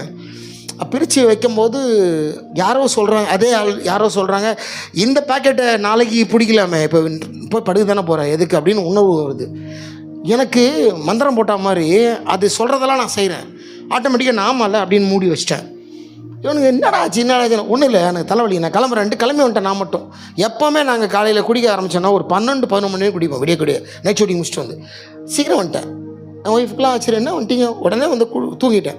இப்படியே போய்ட்டுருக்குது. ஒரு நாளும் யாரோ என் கூட பேசுவாங்க, நான் குடிக்கலான்னு போவேன், திரும்ப வந்துடுவேன். எங்களுக்கு அந்த கொடைக்கானல்லேருந்து அந்த கஞ்சா வந்தோடனே என் ஃப்ரெண்டு வீட்டில் ஒரு பேச்சுலர் ரூமு, அந்த ரூமில் தான் வச்சு அடிப்போம். அந்த ரூமுக்கு வரும், வந்துச்சுரா வாடானோடனே சந்தோஷமாக கிளம்பி போவேன், ஏன்னா பியூராக இருக்கும். அது போயிட்டே இருப்பேன், பாதி வழியில் வேணான்னு தோணும், திரும்பி வந்துடுவேன். இப்படியே வேண்டாம் இப்போ இவ்வளோ ஏன் குடிக்கிற, அப்புறம் இது குடிக்காத, தள்ளி போடு, இப்படி யாரோ சொல்லி எனக்கு கொஞ்சம் யோசிக்க ஆரம்பிச்சேன், ஏதோ நடக்குதுன்ட்டு. அப்புறம் இன்னொரு நாள் ரொம்ப ஸ்ட்ராங்காக வந்தது, விடணும் விட்டுருன்னு யாரோ என்னை ரொம்ப இன்சிஸ்ட் பண்ணிட்டே இருக்காங்க. அப்போ பாத்ரூமில் பேசினேன்ல, இப்போ எங்கே தரேன், மூத்திர சந்தில் நின்று பேசுகிறேன் இயேசுக்கிட்ட. நான் பேசின இடம்லாம் பார்த்தீங்கன்னா குப்பமேடு, மூத்திர சந்து, கேவலமான இடங்கள். அந்த இடத்துல நின்று, ஏன்னா எனக்கு என்னென்னா, எனக்கு யாரோ எங்கே தோணுதோ அங்கே பேசிடணும். டக்குன்னு நான் பேசுகிறேன், இயேசுவே எனக்கு இது என்னன்னு தெரில, எனக்கு கொஞ்சம் நம்பிக்கை வந்துச்சு, இயேசு மேலே ஏதோ செய்வார் போல் இருக்குது, இந்த இயேசு ஏதோ பண்ணுவார் போல் இருக்குன்னு சின்ன நம்பிக்கை வந்துச்சு. அப்போ நான் சரி நம்ம அப்போ திருப்பியும் பேசுகிறேன், இயேசுவே எனக்கு உடனே தோணுது, என்னால் சத்தியமாக விட முடியாது, என்னால் ரொம்ப தூரம் வந்துட்டேன் நான் குடியில் போதையில், தயவுசெய்து என்னை காப்பாற்றுங்க, இன்னிலேருந்து நான் விடலான் இருக்கேன், என்னை இது பண்ணுங்க அப்படின்னு சொல்லிட்டு விட்டு, அன்றைக்கி கஷ்டப்பட்டு நான் பண்ணேன். என் ஒய்ஃப்ட்ட சொன்னோன்னே கடகடன் சோறு போட்டு 6 மணிக்கே சாப்பிட்டேன். 6 மணிக்கே இவ்வளோ தூரம் சாப்பிட்டேன், ஏன்னா சாப்பாடு சாப்பிட்டா குடிக்க தோணாது. கடகடன் சாப்பிட்டு தூங்கிட்டேன். 2வது நாள் 3வது நாள் அவ்வளோதான். 3வது நாள் குடிக்காமல் வீட்டில் கஷ்டப்பட்டு எனக்கு ஹெல்ப் பண்ணிட்டே இருக்கா. ஏதாவது கொடுத்து என்னை வெளியே போடாமல் பார்த்துக்கிட்டு அப்படியே சிகரெட் மட்டும் பிடிச்சிட்டே இருந்தேன். நான் குடியை விட்டு 3 நாள் இருந்தேன். 3வது நாள் வந்துட்டானுங்க குப்பு, வா கிளம்பணும், 10 பைக் வந்துச்சு, இல்லை நீங்கள் போங்க அது இதுன்னு சொல்லிட்டு போகலை. அடுத்த நாள் வந்துட்டானுங்க, பாத்ரூமில் போய் ஒழிஞ்சிப்பேன், மொட்டை மாடியில் ஒழிஞ்சிப்பேன், கட்டில் கடியில் ஒழிஞ்சிப்பேன். என் ஒய்ஃப் என்னை காப்பாற்றிட்டே இருப்பா, அவர் அப்பயே போயிட்டாரு, அங்கே போய் பாருங்கள் அந்த ஒயின் ஷாப்பில், அங்கே இல்லையா இந்த ஒயின் ஷாப் பாருங்கள், அப்படி ஏதோ ஒன்று சொல்லி டைவர்ட் பண்ணிட்டே இருப்பா. இப்படியே போச்சுங்க. 1 வாரம் ஆச்சு. ரொம்ப சந்தோஷமாக இருந்து வாயில் டேஸ்ட்லாம் வந்துடுச்சு. குடியை விட்டோன்னே மூஞ்சி ஒரு மாதிரி இருக்குது, பிரைட் ஆகுது, காலையில் எழுந்தால் பிரிஸ்க் ஆகுது, பலமாக இருக்குது. அப்படியே வர 15 நாள் ஆச்சு. அப்புறம் என்னாச்சுன்னா, அந்த சீரணி அரங்கத்தில் டிஜேஎஸ் தினகரன் நடத்துவார் ப்ரோக்ராம், அங்கே போய் உட்காந்துருவேன். அப்புறம் செம்மன்படையில் பிரதர் அருள்ராஜ், அங்கே போய் உட்காந்துருவேன். இன்னொருத்தர் ஜான்சன், யார் ஊழியக்காரங்க எங்கே நடத்தாலும் அங்கே போய் உட்காந்துருவேன். ஏன்னா வெளியில் இருந்தால் என்னை இழுக்கிறது எனக்கு தெரியுது, என்னை இழுக்குது அது. அதனால் உள்ளே போய் அங்கே உட்காந்துருவேன். அங்கே உட்காந்தா ஒன்றுமே ஆகாது. ஆனால் மீட்டிங் முடிச்சு வெளியில் வந்தோன்னா டீ கடையில் தம் வச்சுருவேன். சிகரெட் மட்டும் என்னால் விட முடியல. இப்படியே போராடி 1 மாதம் குடிக்காமல் விட்டேன். கிஞ்சா எல்லாமே அப்படியே விட்டு அப்படியே சந்தோஷமாக இருக்கிறேன். அந்த சிகரெட் மட்டும் பிடிக்கிறதுன்னு நிறுத்த முடியல. அப்புறம் ஒரு நாள் ஆவியானவர் என்ன பேசினார், இதையும் விடு, இது எதுக்கு அப்படின்னும் போது இதே மாதிரி தான் குப்பமேடு. திருப்பியும் நம்ம பேசினடெல்லாம் மூத்திர சந்து, குப்பமேடு, கேவலமான நாத்தடிக்கிற இடத்துல தான் எங்கே தோணுதோ அங்கே பேசிடுவேன். உடனே திருப்பி சிகரெட்டு பிடிச்சி, இயேசுவே இதான் கடைசி சிகரெட்டு, தயவுசெய்து என்னை காப்பாற்றுங்க, என்னால் விடவே முடியாது, நீ தான் என்னை காப்பாற்றணும், அவ்வளோதான், நீ வா போ அப்படி தான் பேசுவேன் ஏசிட்டு, நீங்கள் என்னை காப்பாற்றுங்க அப்படின்னு சொல்லிட்டு போயிடுவேன். ரொம்ப ரொம்ப கஷ்டம் சிகரெட் பிடிக்க நிறுத்துறது. ஏன்னா சினிமாவில் ஒரு ஷாட்டு முடிஞ்சு ட்ராலி போகிறதுக்குள்ளே 10 பேர் பற்ற வைப்பான். அது புகை காற்றுல மூக்கில் பட்டவுடனே அப்படியே லங்ஸு புடி எடுக்கும். வா புடி சிகரெட் பிடிக்கலாம் சொல்லணும். கர்ச்சீஃப் எடுத்து மூக்கில் பொத்தின்னு ஓடிடுவேன். இப்படியே போராட்டங்க. எனக்கு 1 மாதம் சிகரெட்டை விட்டேன், அடுத்த மாதம் குடியை விட்டேன், அடுத்த மாதம் சிகரெட்டு விட்டேன். 1999 நவம்பர் அக்டோபர் 17 நான் குடியை விட்ட நாள். அதுக்கு அடுத்து அப்படியே 1 மாதம் சிகரெட் பிடிச்சிட்டு நவம்பர் 17 சிகரெட்டை விட வச்சார். இதில் என்ன ஆச்சரியன்னா, விஸ்கி, வோட்கா, ஜின்னு, என்னென்ன போதை இருக்கோ, ரம்மு, இன்னொன்று சொல்ல மறந்துட்டேன். இந்த மண்ணுக்குள்ளே சுண்டைக்கஞ்சின்னு சொல்லிட்டு மண்ணுக்குள்ளே தண்ணியில் போச்சு வைப்பாங்க. 4 மாதம் 5 மாதத்துக்கு அப்புறம் தோண்டி எடுத்து கொடுப்பாங்க. அவ்வளோ போதை வரும். அது அவருக்கு தெரியும். என் ஆள் பழைய ஆள், அவர் உங்கள் பாஸ்டருக்கு தெரியும் நான் சொல்கிறதெல்லாம். உங்களுக்கு வேணால் புதுசாக இருக்கும். இப்படி என்னென்ன இந்த சுண்டைக்கஞ்சி, பாங்கு, கஞ்சா, அப்புறம் இந்த ஸ்னேக் பைட் வரைக்கும் போனோமா, இன்ஜெக்ஷன், என்னென்ன கர்மம் நான் பண்ணணும் அத்தனை போதையும் நிறுத்தி இன்னையோட 26வது வருஷம். 26 வருஷம் இதே சினிமாவில் இருந்துக்கிட்டு, அது ரொம்ப அண்டர்லைன் பண்ணக்கூடிய ஒரு வேர்டு. வெளியில் வந்து இவரை மாதிரி நான் வந்து ஒரு பாஸ்டராக இருந்து அப்படிலாம் வந்து பண்ணார்ல, இவர் பண்ணுறது உன்னதமான ஒரு வேலை. ஏன்னா தூக்கி போட்டு எல்லாத்தையும் கடவுளுக்காக வந்து நின்ட்டார் உங்கள் பாஸ்டர். நான் அப்படி இல்லை, என் பொழப்பு அங்கேயே இருக்கேன். நான் அதே கஞ்சா அடிக்கிறவன், அதே சிகரெட் பிடிக்கிறவன், அதே குடிக்கிறவன், அதே சாராயம், எல்லார் கூடவும் இருக்கேன். ஆனால் நான் மட்டும் வேறு மாதிரி இருக்கேன். அப்படியே என் வாழ்க்கையை தலைகீழாக மாற்றி போட்டாருங்க. நான் ஏற்றுக்கிட்ட உடனே என் ஒய்ஃப் ஏற்றுக்கிட்டாங்க. அடுத்த செகண்ட் அவள் ஏற்றுக்கிட்டா இயேசுவை. அவ்வளோதான். நாங்கள் 2 பேரும் ஞானஸ்தானம் எடுத்தோம், இது பண்ணிட்டோம். அப்படியே என் கூட எப்படி சொல்கிறது, ஒரு பண்ணியாக அப்படியே மலத்தில் ஷிட்டில் அப்படியே இருந்தேன் நான். அப்படியே என்னை ஒரு ஆட்டுக்குட்டி மாதிரி மாற்றி இப்படி வச்சிட்டாரு. அங்கே இருந்த அத்தனை பேரும் பார்க்குறாங்க, இவனா குடிக்காமல் இருக்கிறான், இவனா என்னை நம்பவே அவங்களுக்கு 5 வருஷம் ஆச்சு. இவன் போய் சொல்கிறான், இவன் தனியாக என் பொண்டாட்டி மாற்றிட்டா, இவன் வீட்டில் வச்சு ஒளிஞ்சு குடிக்கிறான்னு நினச்ச நாட்கள். அவ்வளோ மோசமான ஆள். இத்தனையும் விட்டுட்டு கொஞ்சம் யோசிச்சு பாருங்கள், என் கூட குடித்தவங்க பாதி பேர் உயிரோடு இல்லை. எல்லாருக்கும் லிவர் பல்ஜுன்னா தெரியுமா, ஈரல் வீங்கிடும். எப்படி வீங்கினா, தண்ணி குடிச்சோட உங்களுக்கு வயிறு வலிக்கும். என்ன பண்ணணும் தெரியுமா, காலையில் 2 Liv52 டேப்லெட்டு, மத்தியானம் 2 டேப்லெட்டு, நைட்டு 1 டேப்லெட் போட்டு 11 மணிக்கு குடிக்கிற சினிமாக்காரங்க நிறைய பேர் இருக்காங்க. குடியை விட முடியல, ஆனால் குடித்தா வயிறு வலி, செத்துருவோம், வலி தாங்க முடியாமல். அதனால் மாத்திரை போட்டு ஒரு நாள் முழுக்க லிவரை ரெடி பண்ணிவிட்டு 11 மணிக்கு குடிக்கிற குடிகாரர்கள் இன்னும் உயிரோடு இருக்காங்க. என் பேட்சை குடித்தவங்க பல பேர் உயிரோடு இல்லை. ஆனால் இன்றைக்கு நான் வேறு மாதிரி என்னை மாற்றி உட்கார வச்சுருக்கேன். ஐயா, நான் தேடி போவே இல்லைங்க, அவர் என்ன தேடி வந்தார். இயேசுவை அசிங்கமான ஜோக்ஸ் சொல்லி சிரித்தவன் நான். கெட்ட ஆபாசமான ஜோக்ஸ், அவர் சிலுவையில் இப்படி இருக்கிறத ஆபாசமான ஜோக்ஸ் சொல்லி சிரித்த ஒரு ஆள். யாராவது எனக்கு அப்படியே ஒரு வயசான பாட்டி வந்து குனிஞ்சிட்டு அப்படியே ட்ராக்ஸ் கொடுக்கும், கால் மேலே கால் போட்டு அந்த மொட்டை சவுத்தில் உட்காந்துட்டு தம் வச்சுட்டு, நான் பாட்டி வாயில் சிகரெட் வச்சுட்டு, நான் இதுன்னா இயேசுவோட மேன்ஷனா, அட்ரஸா, இயேசு இருக்கிற வீட்டோட அட்ரஸா, குடுன்னு சொல்லிட்டு அந்த பாட்டி அப்படி போன பிறகு அப்படியே நாட்டார் பொட்டலம் மாதிரி அண்ணாச்சி பொட்டலமாக மடித்து சிகரெட் ஆஷ் தட்டின ஆள். அவரை திட்டினாள், அவரை ஆபாசமாக சொல்லி சிரித்தாள், அவரை வெறுத்தாள். அவரை தேடி நான் போனதே இல்லை, ஆனால் அவரை என்னை தேடி வந்தார் சார். தலைகீழ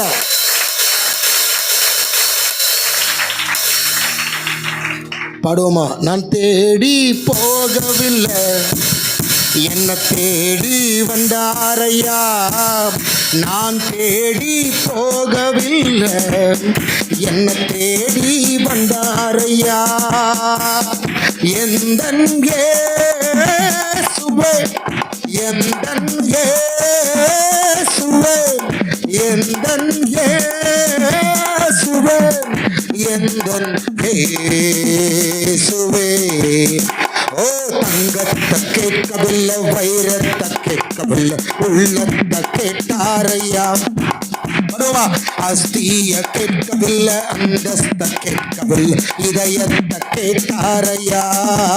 இயேசு தங்கத்தை கேட்கவில்லை, வைரத்தை கேட்கவில்லை, உள்ளத்தை கேட்டாரையா. ஆஸ்திய கேட்கவில்லை, அந்தஸ்த கேட்கவில்லை, இதயத்தை கேட்டாரையா. கரம் பிடித்து நடத்திடுவார், கல்மலை மேல் நிறுத்திடுவார். கரம் பிடித்து நடத்திடுவார், கண்மலை மேல் நிறுத்திடுவார். எல்லாரும் சேர்ந்து என்னோடு எந்தன் இயேசுவே, ஓ எந்தன் இயேசுவே, எந்தன் ஓ எந்தன் இயேசுவே. எல்லாரும் எந்தன் இயேசுவே, ஓ எந்தன் இயேசுவே, எந்தன் இயேசுவே, ஓ எந்தன் இயேசுவே. ஓ ஓ ஓ தாய் உன்னை மறந்தாலும் தந்தை உன்னை மறந்தாலும் அவர் உன்னை மறக்க மாட்டார். ஓ நண்பர் உன்னை மறந்தாலும் உற்றார் உன்னை மறந்தால் இயேசு உன்னை மறக்க மாட்டார். சேர்ந்து எல்லாரும் ஆமென். தாய் உன்னை மறந்தால் தந்தை உன்னை மறந்தாலும் அவர் உன்னை மறக்க மாட்டார். ஓ நண்பர் உன்னை மறந்தாலும் உற்றார் உன்னை மறந்தாலும் இயேசு உன்னை மறக்க மாட்டார். நான் தேடி போகவில்லை, ஓ என்ன தேடி வந்தாரையா.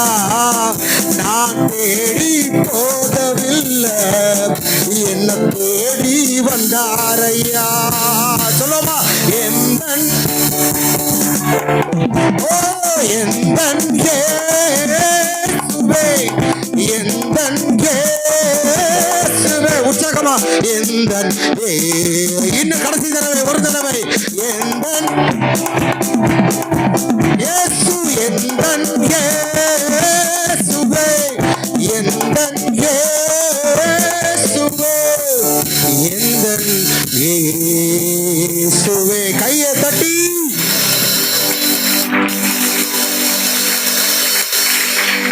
அவர் நல்லவர் என்பதை ருசித்து பாருங்கள்.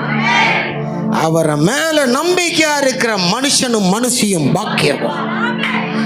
நீ நம்பி பாரு சகோதரியே சகோதரன். என் வாழ்க்கையை மாற்றினவர் ஐயா. நான் ஒன்று சொல்கிறேன், உங்களோட டே டு டே லைஃப்பில் உங்கள் வீட்டு பக்கத்து வீட்டில் ஒரு குடிகாரன் இருப்பான், உங்கள் சந்தில் ஒரு குடிகாரன் இருப்பான், உங்கள் ரோட்டில் 10 குடிகாரன் இருப்பான். கொஞ்சம் யோசிச்சு பாருங்கள். அந்த ஒரு குடிகாரனும் ஒரு குடியை மட்டும்தான் செய்வான், வேறு எதுவும் செய்ய மாட்டான். கொஞ்சம் யோசிச்சு பாருங்கள். கஞ்சா, விஸ்கி, பிராண்டி, ஓட்கா, ஜின்னு, சுண்டக்கஞ்சி, கஞ்சா, பாங்கு, என்னென்ன போதை இருக்கோ அத்தனை போதையும் இந்த உடம்புல இருந்து அத்தனையும் தூக்கி போட்டு ஒரு புது மனுஷனா மாற்ற யாரால முடியும்? கொஞ்சம் திங்க் பண்ணி பாருங்க. அந்த ஒரு குடிகாரனால குடி மட்டும்தான், அதையே விட முடியாம வயிறு வீங்கி செத்து போனவங்க எவ்வளோ பேர் பார்க்குறோம். ஆனால் என் வாழ்க்கையை தலைகீழாக மாற்றி இன்றைக்கு நான் ஒரு தலைகீழாக மாற்றிருக்காரு. என்ன சொல்கிறதுங்க, என்னை பார்த்த வரைக்கும் நான் நிறைய ஒரே ஒரு விஷயத்த சொல்லி நான் முடிக்கிறேன்.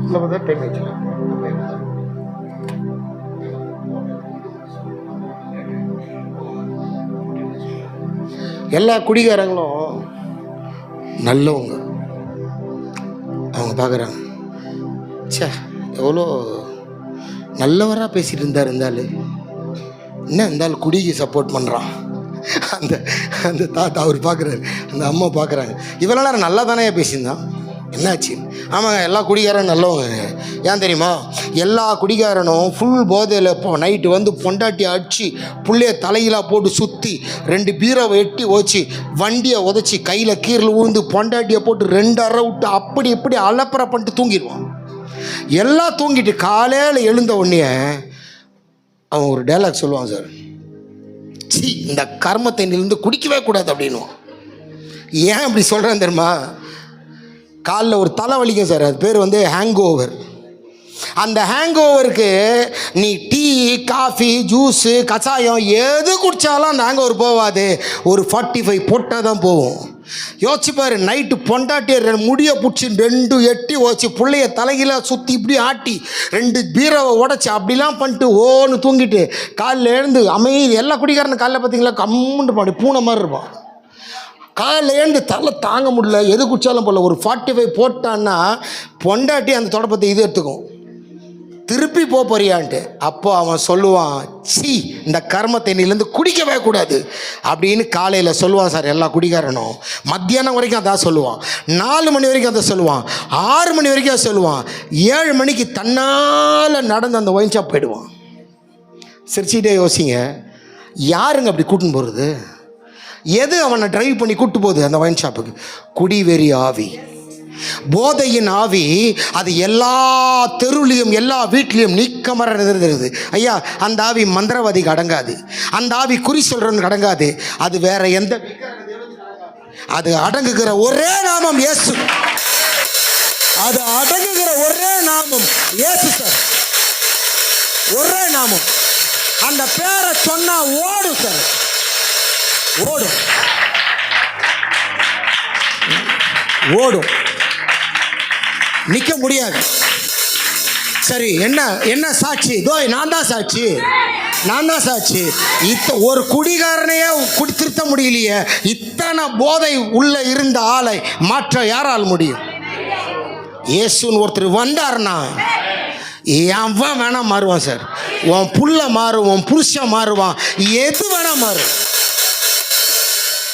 நம்பிக்கையே விட்டுறாது. அவ்வளோதான். நான் ஒன்றே ஒன்று சொல்கிறேன் தெரியுமா, தொடர்ந்து போராடுங்க, அவரை விடவே விடாதீங்க. இயேசு ஒரு நாளும் கீழே விழ மாட்டார். இயேசு தோத்ததா ஹிஸ்ட்ரி ஜாகிரபி எதுவுமே கிடையாது. இயேசு தோத்ததா சரித்திரமே இல்லைங்க. இயேசு ஜெயிச்சதான் சரித்திரம். முடிஞ்சிருச்சுன்னு நினைக்கிறியா? முடியவே முடியாதுங்க. இயேசு வந்தார்னா முடியாது சார். மீண்டும் அது தொடர்ந்து நடக்கும். இது என்னோட ஒரு பகுதிங்க. இன்னொரு 15 மினிட்ஸில் நான் அடுத்த கதையை சொல்லி டக்குன்னு முடிச்சிடுறேன். நானும் சினிமாவில் டான்ஸ் மாஸ்டர் ஆகிட்டேன். பிரபுதேவா விட்டு வெளியே வந்தேன், டான்ஸ் மாஸ்டர் ஆகிட்டேன். எங்கள் வீட்டில் சந்தோஷம், ஃப்ரெண்ட்ஸுக்கெல்லாம் சந்தோஷம், ரொம்ப ஹாப்பி. உயிருக்கு உயிராக இருந்தேன். ஃப்ரெண்ட்ஸ் எல்லாம் ஆளாளுக்கு ஒரு டான்ஸ் மாஸ்டர் ஆகிட்டாங்க. நான் ஒரு டான்ஸ் மாஸ்டர் ஆகிட்டேன். டான்ஸ் மாஸ்டர் ஆனோடனே எனக்கு வாழ்க்கையில் பயங்கரமான காரியத்தை பார்த்தாங்க. திடீர்னு என்னுடைய 2 காலும் வேலை செய்யலை. காலெல்லாம் ஒரு மாதிரி எரிய ஆரம்பிச்சிருச்சு, திக்குன்னு. எப்படின்னா, என்னை மேலே தொங்க விட்டு கீழே நெருப்பு வச்சா எப்படி எரியும், அப்படி எரியுது என் கால். என்ன பண்ணாலும் இந்த கால் போக மாட்டேங்குது, திடீர்னு எரியுது. நான் டான்ஸ் மாஸ்டராக பண்ண போகிறேன். இந்த கார்டை கொடுத்துட்டு இனிமேல் டான்ஸர் கிடையாது, நான் டான்ஸ் மாஸ்டர்னு சொல்லி இந்த கார்டை சப்மிட் பண்ணிட்டு அந்த கார்டு வாங்கிட்டு முதல் ஷூட்டிங் போகும்போது திடீர்னு என் 2 கால் எரியுது. எனக்கு என்ன பண்ணுறதுன்னு தெரில, ஒரே முடியலை. என்ன பண்ணுவோம் தெரியுமா, 2 பக்கெட் ஃபுல்லாக தண்ணி வச்சுட்டு அதுக்குள்ளே ஒரு கால் வச்சுட்டு இப்படி உட்காந்துருப்பேன். அப்படி உட்காந்துட்டே இருந்தால் அந்த கால் சுகமாக இருக்குது. என்ன போட்டாலும் போக மாட்டேன். ரோஸ் வாட்டர் போடுவா என் ஒய்ஃபு, முல்தானி என்னென்னமோ வந்து போட்டு வைப்பாங்க, தென்னை மரக்குடி, என்ன போட்டாலும் அந்த எரிச்சல் போல். எனக்கு தாங்கவும் முடியல, ரொம்ப இதுவாக இருக்குது, உடம்பெல்லாம் பயமாக வலிக்குது. எப்படி வலிக்குன்னு தெரியுங்களா? திடீர்னு அந்த கறிக்கடை பாயோட கத்தி பார்த்துருக்கீங்களா சார்? கத்தி பார்த்துருக்கீங்களாம்மா? சாதாரண வெங்காய கத்தி மாதிரி இருக்காது, நல்லா வெயிட்டாக இருக்கும். இப்படி இப்படி புடி வரும், வெயிட்டு. ஏன்னா அதில் வெட்டினா தான் கறி வெட்டுப்படும், மட்டன். அதில் தான் இப்படி கொத்துக்கறி கைமா போடுவார் அதில், பார்த்துருக்கீங்களா? அந்த கத்தி வெயிட்டாக இருக்கும். அந்த கத்தியை எடுத்து இங்கே ஒரு வெட்டு, இங்கே ஒரு வெட்டு, இங்கே ஒரு வெட்டு, இங்கே அப்படியே அந்த எல்லாத்துலேயும் வெட்டி விட்டு பொழந்து விட்டா எப்படி ஒருத்தனுக்கு வலிக்குமோ அப்படி வெட்டாமையே எனக்கு காலையில் வலிக்கும். ஏன் தெரியாது. வழக்கம் போல் அந்த பாஸ்டர் இருக்கார்ல, அந்த முருடன் முத்து, அந்த பாஸ்டரை கூப்பிட்டேன். அவர் வந்தார். அவர் ஜாம் பண்ணிட்டு என் ஒய்ஃபை டீ போடுமான்னு சொல்லிட்டு என்னை மொட்டை மாடி கூப்பிட்டு போயிட்டார். பிரதர், பயப்படாதீங்க, உங்களுக்கு சூனியம் பண்ணுறாங்க. என்ன பண்ணுறாங்க? செய்வினா பண்ணுறாங்க. உங்களுக்கு மந்திரம் வச்சுட்டாங்க, நீங்கள் பறக்கூடாது. நான் சொன்னேன், யார்? எல்லாம் உங்கள் கூட இருக்கவங்க தான். உங்களுக்கு போட்டியாளர் யார்? இன்னொரு டான்ஸ் மாஸ்டர், அவங்க தான் பண்ணுவாங்க. அப்போ நான் சொல்கிறேன், யார் இந்த மாதிரிலாம் பண்ணுறா? அவங்க தான் பண்ணுவாங்க. ஏன் பண்ணணும்? நாங்கள்லாம் உயிருக்கு ஒன்றுக்கு ஒன்று ஃப்ரெண்டாக இருந்தோம். அது அப்போது. இப்போ தொழில் போட்டி, நீ ஒரு டான்ஸ் மாஸ்டர், அவன் ஒரு டான்ஸ் மாஸ்டர், நீ வந்தால் அவனோட வேலை போகும். அது உண்மை தான். எனக்கு சிரஞ்சீவி, பாலகிருஷ்ணா, நாகார்ஜுனா, அங்கே இருக்கிற அத்தனை பேரும் தெரியும். எனக்கு எல்லாரு கூடவும் நான் அசிஸ்டண்ட்டாக பண்ணியிருக்கேன். இங்கே விஜய், சூர்யா, அஜித், எல்லாரோட பிகினிங்லேருந்து நான் கூட இருக்கேன். சத்யராஜ் ஆகட்டும், பிரபு ஆகட்டும், அர்ஜுன், இங்கே எந்த ஹீரோ வந்தாலும். இங்கே கர்நாடகாவில் பார்த்தீங்கன்னா ராஜ்குமார், புனித் ராஜ்குமார் ஃபேமிலி, சிவராஜ்குமார், உபேந்திரா, இப்படி ரவிச்சந்திரன் எல்லாம் அந்த பக்கம். இந்த பக்கம் பார்த்தீங்கன்னா திலீப், மம்முட்டி, மோகன்லால், இப்படி எல்லாரோடும் இந்த 4 தமிழ், தெலுங்கு, மலையாளம், கன்னடா, அந்த 4 இண்டஸ்ட்ரியிலையும் என்ன தெரியாத ஆட்களே கிடையாது. அத்தனை பேரும் எனக்கு வேலை தருவாங்க. நான் வந்தால் யாருக்கோ வேலை போகும்னு சொல்லிட்டு நான் வரக்கூடாதுன்னு எனக்கு செய்வேன். பண்ணாங்க. கடைசியில் அவர் ஜாம் பண்ணி ஆயில் தடவி விட்டு என்னை எத்தனை போய் ட்ரெயினில் உட்கார வச்சார். தூக்கி போடுற ஜபத்தோட அந்த ஜுரத்தோடு நான் போனேன். முதல் ஷூட்டிங் பண்ணிட்டு வந்துட்டேன். எனக்கு வாழ்க்கையில் ரொம்ப பயம் வந்துருச்சு. இது என்னது இது, எவ்வளோ சந்தோஷமாக என் வாழ்க்கை போச்சு. ரட்சிக்கப்பட்டு ஒரு 4 வருஷம் தான் ஆகுது. 99 ரட்சிக்கப்பட்டேன். 2004 நான் மாஸ்டர் ஆகிறேன். 4 வருஷம் அதுக்குள்ளே எனக்கு அது சந்தோஷமாக போச்சு. எனக்கு அப்போ தான் நான் இயேசுக்குள்ளே வந்திருக்கிறேன். எனக்கு இப்போ பாடின பாட்டு மாதிரி அதி சீக்கிரத்தில் நீங்கிவிடும் அந்த பாட்டு, ரத்த கோட்டைக்குள்ளே நுழைந்து விட்டேன் அப்படி தெரியும். 91ஆம் சங்கீதம் மனப்பாடமாக சொல்ல தெரியும். 123ஆம் சங்கீதம், 121ஆம் சங்கீதம், 23ஆம் சங்கீதம். இப்படி ஒரு முக்கியமான ஒரு பேசிக் கிறிஸ்தவனுக்கு என்ன இருக்குமோ அதுதான் தெரியும். எனக்கு பெரிய அறிவு இல்லை, பைபிள் ஞானம் இல்லை, எதுவுமே கிடையாது. நான் வந்த உடனே எனக்கு இப்படி நடக்குது ஒன்றுன்னா எனக்கு ஒன்றுமே புரியல. ரொம்ப போராட்டம். அப்படியே ஒரு வழியாக ஷூட்டிங் பண்ணிட்டு வந்துட்டேன். வந்த பிறகும் அது விடலை. அன்னையிலேருந்து எனக்கு ஜாஸ்தி ஆகுது. எனக்கு இதை என்ன பண்ணுறதுன்னு தெரியல. ஒரு நாள் நான் எங்கள் வீட்டில் வாசலில் காலையில் ஜபிச்சு முடிச்சுட்டு அப்படியே போயிட்டு எங்கள் வீட்டு திறந்து கேட் அங்கே இருக்கும், மெயின் கேட்டு. அந்த கேட்டு வரைக்கும் போயிட்டு எல்லோரும் நீங்கள்லாம் ஒரு பை வச்சுருப்பீங்கள்ல அந்த பால் போடுறதுக்கு இல்லையா? அப்போ அந்த மாதிரி எங்கள் வீட்டில் ஒரு பை வச்சுருந்தோம் பால் போட்டு போகிறது. அதை போயிட்டு அந்த கேட்டை திறந்துட்டு அந்த பாலை எடுத்துகிட்டு கண்ணை இங்கே பார்க்குறேன். எனக்கு அப்படியே ஒரு மாதிரி அப்படியே ஒரு பெரிய திக்குன்னு ஆயிடுச்சு, ஷாக் ஆகிடுச்சு. கால்லாம் ஆட ஆரம்பிச்சிச்சு, ஒரு மாதிரி சில்லுன்னு ஆயிடுச்சு உடம்பு. என்னென்னா அது இங்கேருந்து அவங்க அந்த சிஸ்டர் இருக்கிற வரைக்கும் கோழி ரத்தம் ஃபுல்லாக, கோழி ரத்தத்தை ஊற்றி வச்சுருக்காங்க. ஒரு 2-3 கோழி கழுத்து மாதிரி கிடக்குது. எங்கே பார்த்தாலும் குங்குமம் மஞ்சள் அதெல்லாம் போட்டிருக்காங்க. காசோ ஏதோ என்னமோ கிடக்குது. யாரோ 2-3 மணிக்கு மந்திரவாதி வந்து நல்லா தூங்கிட்டு இருக்கும்போது என் கை கால் விளங்காமல் போகணும். ஒரு டான்ஸ் மாஸ்டருக்கு எது கால் தானே முக்கியம்.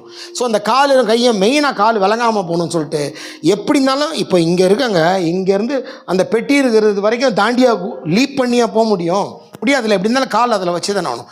அப்படியே எங்கள் வீட்டு வாசலில் கிடக்குது வல்சரவாகத்தில். எனக்கு பயமாகிடுச்சு, ஒரு மாதிரி திகுன்னு ஆயிடுச்சு. திரும்பியும் பாசிட்டிவ் ஃபோன் பண்ணேன், நீங்கள் வெளியே வராதீங்கன்னு சொல்லிட்டு ஆட்டோ பிடிச்சி ஓடியாந்தார். வந்து அவர் ப்ரேயர் ஆள் ஜோமனி எடுத்துன்னு வந்து தண்ணியில் போட்டு ஜோமனி அதெல்லாம் அழித்து என்னை கையை பிடிச்சி வெளியே கூப்பிட்டு வந்துடுற. ஒரு நாளும் சிக்காயிடும் உடம்பு. நான் வரவே கூடாது சினிமாவில்னு சொல்லிட்டு செய்வினை அதிகப்படுத்தினாங்க. ஒரு நாளும் அதிகமாகிட்டே இருக்குது. எனக்கு என்ன பண்ணுறதுன்னு தெரியல. ஒரு மாதிரி பயம் வர ஆரம்பிச்சிருச்சு எனக்கு. ஆண்டவரே உங்களை நம்பி நான் வந்தேன், எவ்வளோ பெரிய போதையிலேருந்து என்னை காப்பாற்றினீங்க. இது என்னப்பா நான் என்ன பண்ண போகிறேன்னு தெரியலையேன்னு சொல்லிட்டு ரொம்ப வேதனையாக இருக்கிறேன். ஆண்டவர்கிட்ட தொடர்ந்து ஜெபம் பண்ணுறேன். ஆனால் ஒன்றுமே நடக்கலை. இப்படியே போயிட்டுருக்குது. எனக்கு ஒரு பயம் வர ஆரம்பிச்சிருச்சு. அப்போது ஒரு நாள் என் பாஸ்டர்கிட்ட கேட்டேன், பாஸ்டர் நான் வந்து இயேசுவோட புள்ள தானே, அவரை நம்பி தானே நான் வந்திருக்கிறேன், அவர் என்னை பாதுகாப்பார்னு நம்பிக்கையில் தானே நான் ஞானஸ்தானம் எடுத்து எல்லாத்தையும் விட்டு என்னை மாற்றி நீங்கள் தானே கூட வந்து மாற்றினீங்க.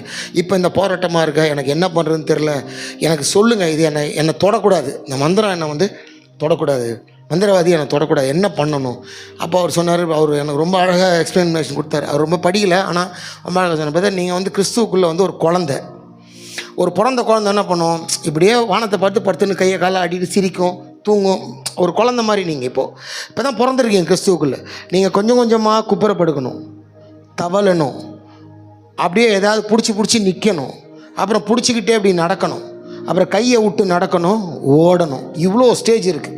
அவர் எனக்கு புரியறதுக்காக சொல்கிறார். நான் கேட்டேன் என்ன சொல்ல வரீங்க? இல்லை இவ்வளோ ஸ்டேஜ் இருக்குது, நீங்கள் ஜெபத்தில் நெருங்க தான் அதில் வந்து போக முடியும், மந்திரத்தை நீங்கள் ஜெயிக்க முடியும். இயேசுவால் கூட அது ஒன்றும் இல்லை, நீங்கள் தைரியமாக இருங்க, பயப்படாதீங்க, நான் சொல்கிறத செய்யுங்க. என்ன செய்யணும்? நான் ஒன்றே ஒன்று தான் சொன்னேன், மந்திரவாதியை நான் தொடக்கூடாது, நான் என்ன செய்யணும்? 2 மணிலேருந்து 3 மணிக்கு நீங்கள் ஜெபம் பண்ணுவீங்களா? சரி நான் பண்ணுறேன். என்ன தோணுதோ பாட்டு பாடுங்க. உங்கள் அந்த ஜபத்தோட ஜெயிக்கிறதுங்கள் பாட்டில் உங்களுக்கு தெரியல 10 பாட்டு, அதையே டெய்லி பாடுங்க, பரவாயில்ல. ஆனால் ஜெபம் பண்ணுங்க. ஆனால் நேர் முட்டியில் நின்று ஜெபம் பண்ணணும். முட்டினா எப்படி, முட்டி போட்டு மடக்கக்கூடாது, அப்படி நிற்கணும் நேர் முட்டியில். நான் சொன்னேன் முட்டியை நான் போட்டதில்லைன்னு. 1 நிமிஷமே வராது. இல்லை 1 ஹவர் முட்டி போடுங்க. 1 ஹவர்லாம் வாய்ப்பே இல்லைங்க. 5 நிமிஷம் கூட என்னால் போட முடியாது. எப்படின்னா நீங்கள் முடிஞ்ச வரைக்கும் போடுங்க. இதுதான் ஒரே வழி. அதிகாலையில் நீங்கள் எழுந்து தேவனை நோக்கி பார்க்க உங்கள் மந்திரங்கள் கட்டுப்படுனார். எனக்கு என்னவோ சரி இவர் சொல்லிட்டாரு செய்வோன்ட்டு 2 மணிக்கு எழுந்து பல் தேய்ச்சிட்டு காஃபி போட்டு வச்சுட்டு உக்காந்து எனக்கு தெரிஞ்சதை ஆராதிப்பேன். முடிஞ்ச வரைக்கும் முட்டியில் நிற்க ஆரம்பித்தேன். முடியவே இல்லை, 1 மினிட் கூட முடியல. அப்படியே கொஞ்சம் கொஞ்சமாக 5 நிமிஷம் நிற்க ஆரம்பித்தேன். ஒரு 10 நாளில் ஒரு 5 நிமிஷம் போட ஆரம்பித்தேன்.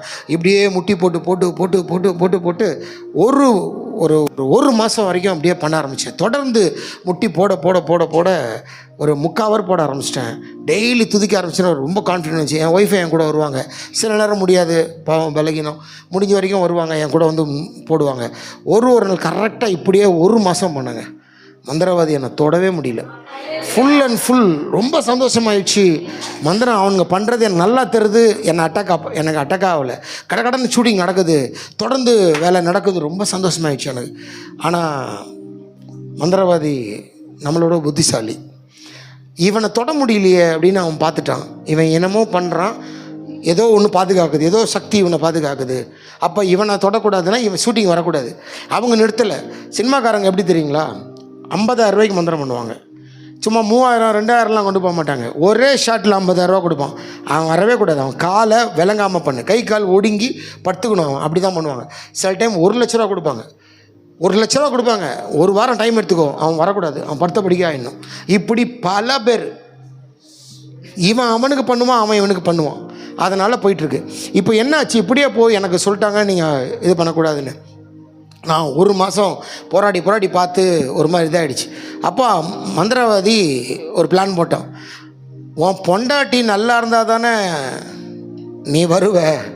உன் பொண்டாட்டியை பேய் பிடிக்க வச்சா என் ஒய்ஃபை தொட ஆரம்பித்தான் மந்திரவாதி. கேள்வியே பட்டிருக்க மாட்டீங்க. இப்போ நான் சொல்ல போகிற அந்த 10 நிமிஷம் அவ்வளோ குரூஷியலாக இருக்கும். 10 நிமிஷத்தில் முடிச்சிடுறேன். என் ஒய்ஃபு நானும் பேசிகிட்டே இருப்போம். இதான் என் ஒய்ஃபு. நான் இங்கே பேசிகிட்டே இருப்பேன். ஏதோ பேசிகிட்டு இருந்து இப்படி ரோடு பக்கம் அப்படி பார்த்தா போதும், அப்படியே நின்றும் கண், அப்படியே அப்படி விழுவா. அப்படியே அந்த மரத்தை கீழே அறுத்தா அப்படி விழும் பாருங்க, அப்படியே விழும். நானும் என் தம்பியை ஓடி போய் அப்படி அந்த செகண்ட் தான் பிடிப்போம். அவ்வளோதான் டைம் இருக்கும். கடகடன் அப்படி விழுந்துருவாங்க. ஏன் விழுறாங்க தெரியாது. என்னை அப்படியே விட்டான் மந்திரவாதியை. என் ஒய்ஃபை கார்னர் பண்ண ஆரம்பித்தான். அப்படியே கிடப்பாங்க. 2 ஹவர் 1 ஹவர் அப்படியே சுயநினைவே இருக்காது. அப்படியே கிடப்பாங்க. இப்படி தட்டினா கூட இருக்காது. நெஞ்சில் காது வச்சு பார்ப்பேன். ஹார்ட் பீட் வந்து கிணத்துக்குள்ளே அடிக்கிற மாதிரி இருக்கும். எங்கள் அம்மா நர்ஸு, அதனால் எனக்கு பல்ஸ் பார்க்க தெரியும். 1 மினிட்டுக்கு 72 to 77 ஏதோ அடிக்கணும். எனக்கு அதெல்லாம் தெரியும். பல்ஸ் பார்த்தா ரொம்ப லோவாக இருக்கும். 23 24 தான் அடிக்கும். 30 தான் பல்ஸ் வரும். அப்படின்னா என்ன அர்த்தம்னா செத்துற போகிறாங்கன்னு அர்த்தம். கொஞ்ச நாளில் செத்துருவாங்கன்று, கொஞ்சம் நேரத்தில் செத்துருவோம். அந்த மாதிரி பல்ஸ் டவுன் ஆகிடும், பிபி லோ ஆகிடும், அப்படியே கிடக்கும். ஒன்றுமே புரியாது எனக்கு. இது ஏன் அப்படி நடக்குது தெரியாது. தட்டினா கூட சுயநினைவு வராது. எங்கள் வீட்டில் ஒரு பெரிய பைபிள் இருந்தது. அதை எடுத்து அவன் நெஞ்சில் வச்சுட்டு தலைமாட்டில் பைபிள் வச்சு சுற்றி நின்று நானே, என் தம்பி, என் பொண்ணு, பையன், இவ்வளோண்டு குழந்த 2 வயசு 3 வயசு குழந்த. நாங்கள் ஏசு ரத்தம் ஜெயம், ஏசு ரத்தம் இதே சொல்லிகிட்டு இருக்கோம். இப்படியே ஒரு நாளும் போக ஆரம்பிக்குங்க. ஒரு நாள் என் ஒய்ஃப் இதே மாதிரி தான் ஒரு நாளும் என் ஒய்ஃபை கார்னர் பண்ண ஆரம்பித்தாங்க. என்ன தான் நாங்கள் ஜாம் பண்ணி எவ்வளோ பண்ணாலுமே என் ஒய்ஃபை தொட ஆரம்பித்தாங்க. ஒரு நாள் என் ஒய்ஃபு கீழே விழுந்தாங்க. கொஞ்சம் நேரத்துக்கெல்லாம் எப்போவுமே எங்கள் வீட்டில் போராட்டம் எப்போ நடக்கும் தெரியுமா? சாயந்தரம் 7 மணிக்கு ஆரம்பிக்கும் போராட்டம். விடிய காலத்தில் 4 மணி வரைக்கும் நாங்கள் மந்திரவாதி போராட்டம். என் ஒய்ஃப் கீழே விழுந்தாங்க. விழுந்த கொஞ்ச நேரத்துக்கெல்லாம் சுயநினைவு போயிடுச்சு. எங்கள் பைபிள் நெஞ்சில் வச்சு நான் மட்டும் பிடிச்சிட்டே இருப்பேன். இரவெல்லாம் இப்படி பிடிச்சிட்டு இருப்பேன். என் தம்பி ஒரு பக்கம் தூங்கிடுவான், எல்லாம் தூங்கிடுவான். நான் மட்டும் விட மாட்டேன். என் ஒய்ஃப் இப்படி குறுக்கால் இப்படி படுக்க வச்சுட்டு இப்படி பிடிச்சிப்பேன் உக்காந்துக்கிட்டு. அவன் நெஞ்சிலும் என் நெஞ்சுக்கும் பைபிள் வச்சுட்டு அப்படியே பிடிச்சிட்டே இருப்பேன். முதுகில் கிராஸ் போட்டுக்கிட்டே இருப்பேன். சோத்திரம் சொல்லிட்டே இருப்பேன். இவ்வளோ சுயநினைவு வரும்போது தான் வரும். ஒரு நாள் இதே மாதிரி தான் எங்கள் ஒய்ஃப் வந்தாங்க. ஒரு 7-8 மணிக்கு விழுந்து கொஞ்ச நேரத்துக்கெல்லாம் சுயநினைவு போயிடுச்சு. டக்குன்னு எழுந்து ஒரு பாம்பு மாதிரியே மாறினாங்க. இப்படி கையை வச்சுக்கிட்டு இப்படியே பாம்பு மாதிரியே சவுண்டு, நாக்கெல்லாம் அப்படியே வெளியே விட்டு அப்படியே இப்படி பண்ணி கண்ணெல்லாம் ஆக்ரோஷமாக, பாம்பு மாதிரிலாம் என் ஒய்ஃப் பண்ணதே கிடையாது. அவங்களுக்கு தெரியவும் தெரியாது. ஒரு சர்பம் என்ன பண்ணும், மந்திரவாதி சர்பத்தின் ஆவியை ஏவி விட்டான் என் ஒய்ஃப் மேலே. அந்த சர்பத்தின் ஆவி வந்த பிறகு அப்படியே டான்ஸ் ஆடி அப்படியே தரையில் ஊர்ந்து ஷோல்டரில் போயிட்டு தரையெல்லாம் நக்கி சவுண்டு இருந்துக்கினே இருக்கும். 3 ஹவருங்க அந்த சவுண்டு. டக்குன்னு அப்படின்னா அப்படியே கொஞ்சம் தூரம் போயிட்டு அந்த சவுத்துக்கிட்ட போய்ட்டு இப்படி ஆடிக்கிட்டே இருக்கும். உடம்பு அப்படியே பாம்பு மாதிரியே ஆடிட்டு, லிட்டரலாக பாம்புங்க. கொஞ்சம் யோசிச்சு பாருங்களேன். உங்கள் குடும்பத்தில் உங்கள் அக்காவோ அம்மாவோ லேடிஸு, உங்கள் மகளோ தங்கச்சியோ யாரோ ஒருத்தங்க குடும்பத்தில் டக்குன்னு பாம்பு மாதிரி ஆடி. எங்கள் வீட்டில் இவ்வளோ பெரிய ஹால் இல்லை, இதில் பாதி ஹால் இருக்கும். ஒரு சர்பம் மாதிரியே அப்படியே ஆடிக்கிட்டே இருந்தால் நீங்கள் வேலைக்கு போவீங்க? வேலைக்கு போக முடியும்? யாரால வேலைக்கே போக முடியாது. எனக்கு எதை பற்றியும் கவலை இல்லை. என் பொண்டாட்டி உயிரோடு இருந்தால் போதும். எனக்கு பயம், நான் வேலைக்கு போனேன்னா என் பொண்டாட்டியை கொண்டுருவாங்களோ அப்படின்னு நல்லா தெரியுது. அக்கம் பக்கத்தில் எல்லாரும் பேய் பிடிச்ச வீடுன்ற மாதிரி ஒரு மாதிரி ஜாடமாடியாக பேசுவாங்கள்ல, அப்படி பேச ஆரம்பிச்சிட்டாங்க. கதவு மூடியே வச்சுருப்போம்.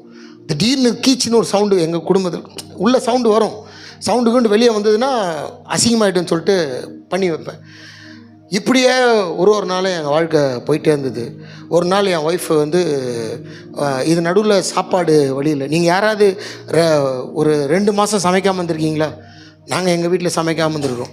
ஒரு நாளும் எங்கள் வீட்டில் இரவு ஏன் வருதுன்னு நீங்கள் பயந்துருக்கீங்களா? நான் பயந்துருக்கேன். நைட்டு ஏன் ஆண்டவரே வருது? ஏன்னா நைட் ஆனால் மந்திரவாதி வந்துடுவான். 2 மாதம் பட்டர் பிஸ்கட்டு பொற டீ இதான் எங்கள் உணவு.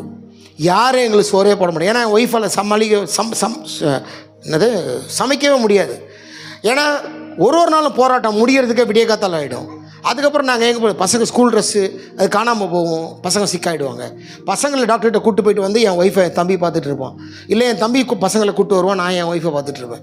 இப்படியே பணம் இல்லை, சம்பாதிக்கல, சினிமாவில் பணமே இல்லை, போனால் தான் காசு. யாரும் 1ஆம் எங்களுக்கு பணம் போட மாட்டாங்க. அப்படியே பணமே இல்லை, இருந்த காசில் பொறையும் பட்டர் பிஸ்கட் தான் வாங்க முடியும். பட்டர் பிஸ்கட் பேக்கெட்டாக வாங்கி வச்சுருவோம். பொறை பிஸ்கட்டு, மேரி பிஸ்கட்டு, இதை சாப்பிட்டு நாங்கள் உயிரை வந்துருக்கிறோம். டீ, யாராவது எங்களுக்கு வந்து புளியோதரை தேவாமிர்தமாக இருக்கும். எங்களுக்கு புளியோதரை யாரோ கொடுப்பாங்க. இவங்க அக்கா மட்டும்தான் கொடுப்பாங்க. இவங்களுக்கு தெரிஞ்சவங்களாம், இவங்க அம்மா எல்லாருக்குமே ஒரு இருந்தது, ஏசுன்னு நம்பி போனீங்கல்ல, அனுபவிங்க அப்படின்ற மாதிரி அந்த தோரணையில் தான் அவங்க வாழ்க்கை எங்களை பார்க்குறாங்க. அது சொல்லலை, ஆனால் அதான் அர்த்தம். ஏசுன்னு போனீங்கல்ல, அனுபவிங்க. ஒரு ஃப்ரெண்ட்ஸ்க்கு உதவி பண்ணல, யாருமே பண்ணல, அப்படியே கிடக்குறோம் நாங்கள். இதே மாதிரி தான் எங்கள் வாழ்க்கை போடுது. அதான் சொன்னேன், 2 மாதம் டீ, பட்டர் பிஸ்கட், பொற பன்னில் எங்கள் வாழ்க்கை ஓடி இருக்குது. அப்படி தான் எங்கள் வாழ்க்கை. மேரி பிஸ்கட்டில் எங்கள் வாழ்க்கை ஓடி இருக்குது. 2 மாதம் சமைச்சதே கிடையாது. இரவு வருது நீ ஏன்னு நான் பயந்துருக்கிறேன். ஒரு நாள் என் ஒய்ஃப் இதே மாதிரி தான் கீழே விழுந்தாங்க. இதே மாதிரி தான் போராட்டம். வந்த உடனே 6 மணிக்கே கதவு மூடிடுவோம். சோறு மட்டும்தான் என் தம்பிக்கு எனக்கு வடிய தெரியும். சோறு மட்டும்தான் வடிப்போம். தயிர் பாக்கெட் வேணாந்து அது மட்டும்தான். சக்தியே இருக்காது. எவ்வளோ நேரம் தான் பொறையில் பிஸ்கட்டில் சக்தி வரும். சோறு போனால் தான் கொஞ்சம் பவர் வரும். குழம்பு வாய்ப்பே கிடையாது. கூட்டு பொரியல் வாய்ப்பே கிடையாது. ஏன்னா என் ஒய்ஃப் ஒரு நாளும் என் ஒய்ஃபை உட்கார வச்சு டீ கொடுத்து முகத்தை குளிக்க வைக்க முடியாது. அப்படியே கிடக்கும். டெட் பாடிங்க, ஒரு நடைப்பிணம், ஒரு பாடி. அது ஒரு பாடி, ஒரு குத்துயிரும் குலையுரமாக உயிர் இருக்கும், அவ்வளோதான். அப்படி போராட்டம். ஒரு நாள் என் ஒய்ஃப் இதே மாதிரி தான் விழுந்தாங்க. அன்றைக்கி அமாவாசை. விழுந்த கொஞ்ச நேரத்துக்கெல்லாம் என் ஒய்ஃபு சுயநினைவே போயிடுச்சு. அப்படியே கிடக்குறாங்க. எனக்கு இது பழகி போன விஷயம். 2 மாதம் நடக்குது. இதெல்லாம் நான் ஷார்ட்டாக சொல்கிறேன். பழகி போன விஷயம். ஒரு நாள் பார்த்து சலிச்சு போகுது. என்ன நடக்குதோ நடக்கட்டும்னு முடிவு பண்ணிட்டு நாங்கள் அப்படியே விட்டுட்டேன். அப்படியே உட்காந்து ஜாப் பண்ணின்னு இருக்க வழக்கம் போல். டக்குன்னு ஒரு 3 ஹவர் படுத்து கிடந்தாங்க.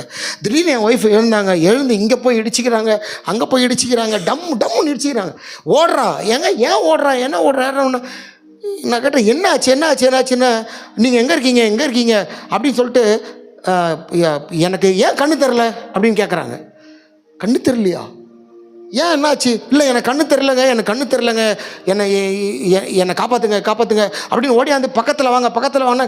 என் கையை தொட்ட உடனே டக்குன்னு என் காலை கட்டி பிடிச்சின்னு நழுறான்.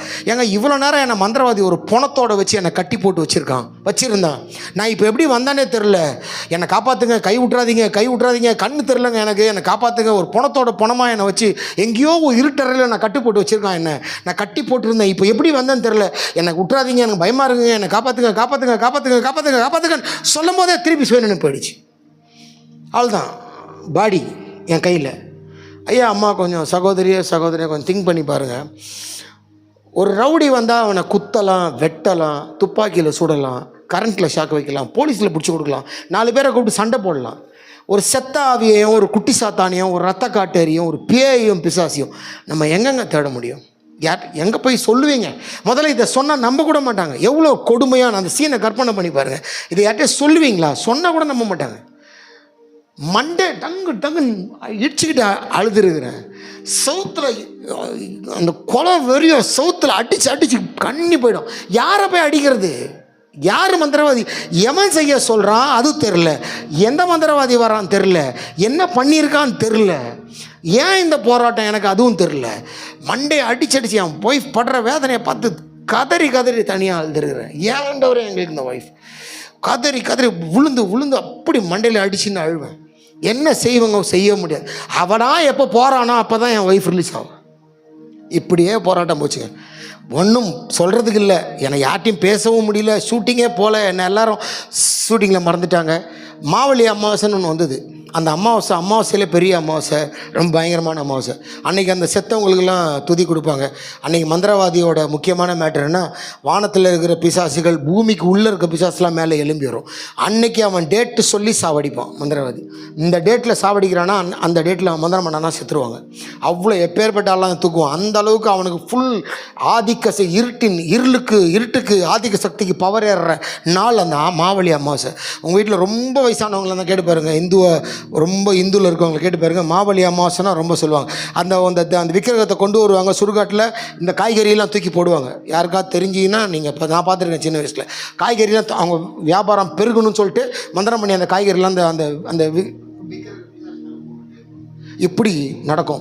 அந்த அளவுக்கு பவர்ஃபுல்லான மந்திரவாதி கொண்டாட்டமான நாள். அன்றைக்கி லட்சக்கணக்காக சம்பாதிப்பான். அன்னைக்கு என் ஒய்ஃப் இதே மாதிரி தான் விழுந்துட்டாங்க. அன்றைக்கி எனக்கு இந்த அம்மாவாசை நாள் என்னன்னு தெரியாது, பௌர்ணமி. நானே போதையில் ஜாலியாக இருந்தாலும் எனக்கு என்ன தெரியும், இதெல்லாம் மாவழி அமாவாசை அதெல்லாம் அமாவாசையே தெரியாது. அப்புறம் எங்கள் வந்து பெரிய அமாவாசை, வருஷத்தில் பெரிய அமாவாசை அதெல்லாம் தெரியாது. அன்னைக்கு நாளில் என் ஒய்ஃப் விழுந்தாங்க. அன்னைக்கு விழுந்து கொஞ்ச நேரத்தில் அப்படியே கிடக்குறாங்க. கொஞ்ச நேரம் கழிச்சு என் ஒய்ஃப் எழுந்து ஒரு நாள் ஒரு புது அனுபவம். அன்னைக்கு பாம்பு, அதுக்கப்புறம் கண்ணு தெரில, பணத்தோட கட்டி வச்சது, இதெல்லாம் இருக்குது. இன்றைக்கி என்ன புது அனுபவம் தெரியுமா, ஒரு ஆம்பளை மாதிரியே இந்த பின்னாடி தான் இருக்கேன் எங்கள் ஒய்ஃபு, இவ்வளோ தான் ஆகிட்டு இருப்பாங்க. அந்த உருவம் எப்படி இருக்கும், ஒரு ஆம்பளை உள்ளே வந்து அப்படிங்க இருக்கும். நெஞ்செல்லாம் தூக்கிட்டு அப்படியே இப்படி தாடியெல்லாம் அப்படியே இப்படி பண்ணிக்கிட்டு கோவமாக பல்ல நரன்னு கடிச்சிக்கிட்டு இப்படி சவுண்டு நரன்னு பல்ல கடிச்சிட்டு இங்கிட்டும் அங்கிட்டும் போய்கிட்டு அப்படியே இப்படி பண்ணிட்டு சட்டையெல்லாம் இப்படி பண்ணிக்கிட்டு ஒரு ஆம்பளை உள்ளே வந்தால் எப்படி இருக்கும், என்ன நடக்குதுன்னு சொல்லிட்டு தெரில எனக்கு. அப்படின்னு நாங்களும் பார்த்துட்டே இருக்கோம், நானும் என் தம்பியும். இங்கிட்டு அங்கிட்டும் நடக்கிறா. சோஃபா பக்கத்தில் நடந்து அங்கே போய் சோஃபாவில் கால் மேலே கால் போட்டு இப்படியே உட்காந்து பல்ல நரணும் ஏதோ சொல்லிக்கிட்டே இருக்கான். அவன் ஏதோ மந்திரம் சொல்கிறான். என்னன்னா 2 மாதமாக ஒருத்தனை சாவடிக்க லட்சக்கணக்கில் பணம் செலவு பண்ணி மந்திரம் பண்ணுறோமே, யாரா இவன் சாவே மாட்டேங்கிறானேன்னு பார்க்குறதுக்கு மந்திரவாதி ஆவியிலே வந்துட்டான். நம்ப முடியல. கூடு விட்டு கூடு பாயிற வித்தன்னு ஒன்று இருக்குங்க. ஒரு படம் கூட எடுத்தாங்க, ஜெயம் ரவி வச்சு, போகன்னு ஒரு படம். அந்த படத்தில் காட்டுவாங்க இந்த சித்தர்கள் அதெல்லாம் சொன்னாங்க. இதெல்லாம் பொய்யெல்லாம் இல்லைங்க, இதெல்லாம் உண்மை. இந்த இருளின் சாத்தானுக்கு இந்த மாதிரி சில வேலை செய்கிற ஆட்கள்லாம் இருக்காங்க. அவன் பெரிய மந்திரவாதி. அவன் தன்னுடைய பாடி அங்கே மந்திர பீடத்தில் படுக்க வச்சுட்டு ஆவியில் தன்னை பிரிச்சுட்டு அந்த ஆவியில் உள்ளே வந்து என் ஒய்ஃபோட பாடிக்குள்ளே வந்து பார்க்க வந்திருக்கான். இவன் யாரா இவனை சாவடிக்க முடியலேன்ட்டு. இன்னும் அவ்வளோ பெரிய ஆளாக இவன் எப்படி இவன் சாகாமல் இருக்கிறான், யாருன்னு பார்க்குறதுக்காக வந்திருக்கிறான். இப்படியே பல்ல கட்சி அவன் கடிக்கிற சத்தம் என் காதில் விழுது. அப்படி நரன்னு அப்படியே கொஞ்ச நேரம் என் ஒய்ஃப் இருக்காங்க. சுத்தமாக என் ஒய்ஃபோட ஆட்டிடியூட், ஒரு பெண்மைக்கு உண்டான அந்த ஃபெமினானிட்டியே இல்லைங்க. ஒரு ஆம்பளை மேன்லியாக, ஒரு ஆம்பளை மாதிரி, அதுவும் கரன்னு கோபமாக இருக்கிற ஒரு ஆம்பளை மாதிரி அப்படி உட்காந்துருக்காங்க. பெருமூச்சு விட்டுக்கிட்டு அப்படியே பல்லன்னா கட்சியை மந்திரத்தை வேறு சொல்கிறான். ஏதோ க்ரீம் என்னமோ சொல்லினே இருக்கிறான். அப்படியே பல்ல கடிக்கிறான், அப்படியே கோபமாக இருக்கிறான். நான் அப்படியே எனக்கு நல்லா தெரிஞ்சு என் ஒய்ஃபே கிடையாது. மெல்லமாக போயிட்டு என் ஒய்ஃப் பேரை சொல்லி காய்ச்சினா அப்படின்னு கூப்பிடுறேன். டக்குன்னு ஒரு பார்த்த உடனே அந்த கண்ணில் அந்த கொலை வெறி இன்றைக்கி என்னால் மறக்க முடியாது. அந்த ஃபுல் ஃபோர்ஸில் ஒரு அடி அடிச்சானே இந்த இடத்துல. அவள் ரைட்டு கையால் அடிக்கிறா, எனக்கு லெஃப்ட் ஷோல்டரில் ஃபுல் பவரில் ஒரு அடி எனக்கு அப்படியே கடுக்குது அந்த இடம். ஒரு பொம்பளையால் அவ்வளோ ஃபோர்ஸாக அடிக்கவே முடியாது, நிச்சயமாக அதை அடிக்கவே முடியாது. ஒரு ஆம்பளையால் தான் அவ்வளோ ஃபோர்ஸாக பஞ்ச் பண்ண முடியும். அடி வாங்கினோடனே எனக்கு அப்படியே பேச்செல்லாம் நின்று போச்சு. அவன் சொன்ன வார்த்தை, சினிமா காடா வர, சினிமாவுக்கு வந்து அங்கே இருக்கிற எல்லா டான்ஸ் மாஸ்டர் குழப்பெல்லாம் எப்படியா, நீ எப்படி வரேன்னு பார்த்துட்றேன்டா. உன் பொண்டாட்டி இன்றைக்கி நைட் செத்துருவாடா, மாவழி அமாவாசை அன்றைக்கி நீ செத்துருவாடா. உன் 2 பிள்ளைங்க அடுத்த அமாவாசைக்குள்ளே சாவலை, என் பேரை மாற்றிக்கிறேன்டா. அடுத்து கொஞ்ச நாளில் நீ புழுத்து போய் நோய் வந்து ஜிஹெச்லையோ ராயப்பட்டலையோ நீ அனாத பணமாக சாவலை, என் பேரை மாற்றிக்கிறேன்டா. சவால்ரா, உன் இயேசுவா என் மந்திரமா சவால்ரா. இப்படியே சொன்னாங்க.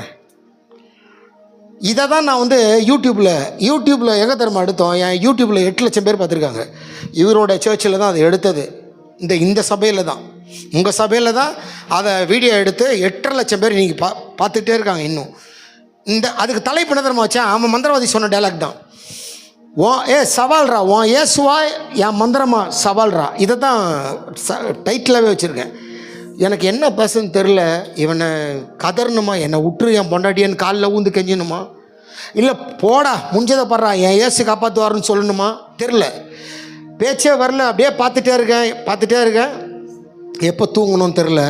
விடிஞ்சு பார்க்குறேன் வால் கிளாக் பார்க்குறேன், மணி 2. நான் எழுந்து முதல்ல ஓடினதே என் பொண்டாட்டி செத்துட்டாளான்னு பார்க்க தான் ஓடினேன். என் ஒய்ஃப் எங்கேயோ ஊந்து கிடக்குறா, என் தம்பி எங்கேயோ கிடக்குறான், எல்லாரும் குழந்தைங்கள்லாம் ஒரு இடத்துல அதாவது அப்படியே தூங்குது, எடா உடமாக தலையில் படுத்து கிடக்குது. 2 மணி வரைக்கும் தூங்கியிருக்கோம், காலைல 4 மணிலேருந்து. சுயநினைவே இல்லை எங்களுக்கு. ஓடி போய் என் ஒய்ஃபை பார்க்குறேன். எப்படி தெரியுமா இருக்குது, இந்த இந்த வாழை இலையை இப்படி பண்ணி போட்டால் எப்படி இருக்கும், அப்படி இருக்குது. இந்த செத்த ஆவி, இந்த மந்திரவாதிலாம் வந்து போனால் பாடி எப்படி தெரியுமா இருக்கும், 10 உங்களை படுக்க போட்டு 10 பேர் மேலே எப்படி மிதிச்சா எப்படி இருக்கும், அப்படி ரகரகமாக வலிக்கும் உடம்பெல்லாம்.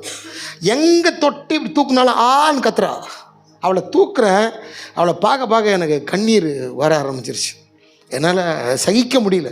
எனக்கு நல்லா தெரியுது, என்னால் கூட இந்த இந்த இந்த இந்த வலியை தாங்க முடியாது, ஒரு பொம்பளையால் தாங்கவே முடியாது. அப்படியே பார்க்குறேன், அப்படியே தூக்கும் போதே எனக்கு ஒரு மாதிரி மனசே விட்டுருச்சு, வெறுத்துருச்சு எனக்கு வாழ்க்கையே. அவளை அப்படியே பார்க்குறேன், அப்படியே ஒரு நடப்போனமாக அப்படியே கையில் இருக்கா. நானே அவள் கண்ணை பிரித்து விட்றேன், கண்ணை இப்படி திறந்து விட்றேன், கண்ணை திறக்க முடியல அவளால். நானே ஹெல்ப் பண்ணுறேன், திறந்து விட்டேன். கண்ணை திறந்து விட்டா அப்படியே பார்த்தா, அப்படியே பார்க்குறேன். ஒரு புணத்தோட கண்ணு மாதிரி தான் அப்படியே இருக்குது. அப்படியே பார்க்குறா, கண்ணிலேருந்து எனக்கு ஊற்றுது. என்ன பண்ணுறதுன்னு தெரில எனக்கு. நான் ஒன்று தான் சொன்னேன், முடிவு எடுத்துட்டேன். அப்போ செகண்டு என்ன நான் சொன்னேன், அவள் காதுகிட்ட போயிட்டு என் வாயை வச்சு நம்ம செத்துடலாமான்னு கேட்டேன். அவள் நல்லா, அது வரைக்கும் டல்லாக பார்த்தவ நல்லா பார்த்தா, அவள் கண்ணிலேருந்து ஊற்றுது தண்ணி. ஊற்றிட்டு அப்படியே கையை எடுத்து கும்பிட்டு, தயவுசெய்து இன்றைக்கே செத்துடலாங்க, என்னால் முடியலங்க, இந்த மந்திரவாதிகளால் தாங்க முடியலன்றான். சகோதரியை நம்ப மாட்டீங்க சகோதரனே, அன்றைக்கி நாங்கள் ஒரு முடிவு எடுத்தோம். என்ன முடிவு எடுத்தோம் தெரியுமா? ஏதோ ஒரு கிராமத்தில் ஷூட்டிங் போகிற இடத்துல போயிட்டு 4 பேரும், நானே என் 2 பசங்க ஒய்ஃபும் பிரியாணி வாங்கி விஷத்தை கலந்து சாப்பிட்டு அப்படியே போத்தின்னு படுத்துருவோம். அப்படியே உயிர் போயிடும், எவனா எடுத்து போட்டுருவான், செத்துருவோம் தான் முடிவு பண்ணோம். நாங்கள் முடிவு பண்ணிட்டு சாப்பிட்றதுக்கு ஒரு தைரியம் வரணும்ல எல்லாருக்கும். அவ்வளோ சீக்கிரம் தைரியம் வராது. சாவே ஒரு ஃப்ராக்ஷன் ஆஃப் செகண்ட் தானே முடிவு. டக்குன்னு தைரியம் வரல, ஆனால் முடிவு பண்ணிட்டோம் செத்துடணுன்ட்டு. ஒரு வாட்டியும் எங்களுக்கு பேய் பிடிச்சி மந்திரத்தில் இது பண்ணிட்டு இருக்கும்போது நானே என் ஒய்ஃபை பார்த்து சிரிச்சுப்போம். நம்ம தான் சாக போகிறோம்ல, அனுபவிப்போம், அப்படி தான் சொல்லிப்போம். அந்த பார்வையிலேயே நாங்கள் அதை பரிமாறிப்போம். என் தம்பிக்கு தெரியாது, இந்த வீட்டையும் காரையும் என் தம்பிகிட்ட கொடுத்துட்டு செத்துடலான்னு முடிவு பண்ணிட்டு வெயிட் பண்ணிருக்கோங்க தைரியம் வர்றதுக்காக. அப்போ எனக்கு ஒரு எப்போயோ கேட்ட ஒரு வசனம் வந்தது, சிரிப்பு தான் வந்தது எனக்கு அந்த வசனத்தை பார்த்து. அது வசனம் சொல்லுது, ரோமர் 8ஆம் அதிகாரம் 28ஆம் வசனம் சொல்லுது, அன்றியும் அவருடைய தீர்மானத்தின்படி அழைக்கப்பட்டவர்களாய் அவரிடத்தில் இயேசுவிடத்தில் அன்பு கூறுவர்களுக்கு சகலமும் நன்மைக்கு ஏதுவாக நடக்கிறது என்று அறிந்திருக்கிறோம். வசனம் அப்படி சொல்லுது. எனக்கு நடக்கிறதெல்லாம் நன்மையாங்க. யோசிச்சு பாருங்க, சாவோட விளிம்பில் நிற்கிறவங்க ஒரு ஸ்டெப் எடுத்து கீழே வச்சா தற்கொலை, 4 பேரும் பணமாயிடுவோம். இங்கே நின்றுட்டுருக்கேன், இந்த வசனம் எனக்கு ஞாபகம் வருது. எதிராக உண்மை, இந்த இயேசு சொன்னது உண்மையா, என் வாழ்க்கையில் நடக்கிறது அப்போ அதுவும் உண்மை தானே, அதுவும் நடந்துட்டு தானே இருக்குது. அப்போ நாங்கள் என்ன செய்ய போகிறோம்? பாம்பு மாதிரி ஒரு மனுஷி மாறி டான்ஸ் ஆடுறது நன்மையா? கண்ணு தெரியாமல் போகிறது நன்மையா? பணத்தோடு வச்சு கட்டுறது நன்மையா? மந்திரவாதி உள்ளே வந்து என்ன வேணா செஞ்சுட்டு போகிறானே அது நன்மையா? இல்லை, எது தான் நன்மை? ஆனால் பைபிள் சொல்கிறது இப்படி இருக்குது, என் வாழ்க்கையில் நடக்கிறது இப்படி இருக்குது. இதெல்லாம் நன்மையே கிடையாது. சாவுக்கு முடிவெடுத்துட்டு தற்கொலைக்கு முடிவெடுத்து நிற்கிறது நன்மையா? இல்லை, இப்போ உங்களுக்கு அந்த டவுட் வந்துச்சுல்ல, எனக்கு அந்த டவுட் வந்தது. ரொம்ப யோசித்தேன், பைபிள் பொய்யாகாது, அப்போ என் வாழ்க்கையிலும் பொய் இல்லையே, எனக்கு நடக்கிறது உண்மை தானே. அப்போ எனக்கு ஒரு மூளையில் ஒன்று வந்தது. என்ன வந்துச்சு தெரியுங்களா? சகலமும், இயேசுவை நம்புகிறவங்களுக்கு சகலமும் நன்மைக்கு ஏதுவாக நடக்கிறது. என்ன நன்மை தெரியுமாங்க? இந்த ஒரு ஸ்டெப்பு எடுத்து வச்சா 2 பெரிய பணம் 2 சின்ன பணம், இப்படி இருந்த எங்களை ஒரு ஸ்டெப்பு எடுத்து வைக்க விடாமல் இப்படியே வந்து இவ்வளோ பெருசாக்கி இன்னைக்கு என்னை பேச வச்சு உங்களை கேட்க வச்சார்ல, அதான் சார் நன்மை. நான் சொல்ல வைத்து இத்தனை ஆத்துமாக்கள் கேட்க வைத்தார் பத்தியா? அங்கிருந்து என்ன ஒரு ஸ்டெப்பு முன்னாடி வைக்க விடல, ஒரு ஸ்டெப்புக்கு பதில் 10 ஸ்டெப்பு மேலே ஏற்றி வச்சு என்னை தலையை நிமிர்த்தி இன்னைக்கு என் பிள்ளைக்கு கல்யாணம் ஆகி என் பையன் பெரிய படிப்பு படித்து நல்ல நிலைமைக்கு வந்து இன்னைக்கு நாங்கள் உயர்ந்த நிலைமையில் உட்கார வச்சு எங்களை கெத்தாக வச்சுருக்காருல, அதான் சார் நன்மை. அப்படியே என்னை விட்டுறல. நடந்த காரியம் என்ன தெரியுமா? முடிச்சிடுறேன். சோத்துக்கு வழி இல்லாமல் என் ஃப்ரெண்டுகிட்ட கடன் வாங்க போனேன்.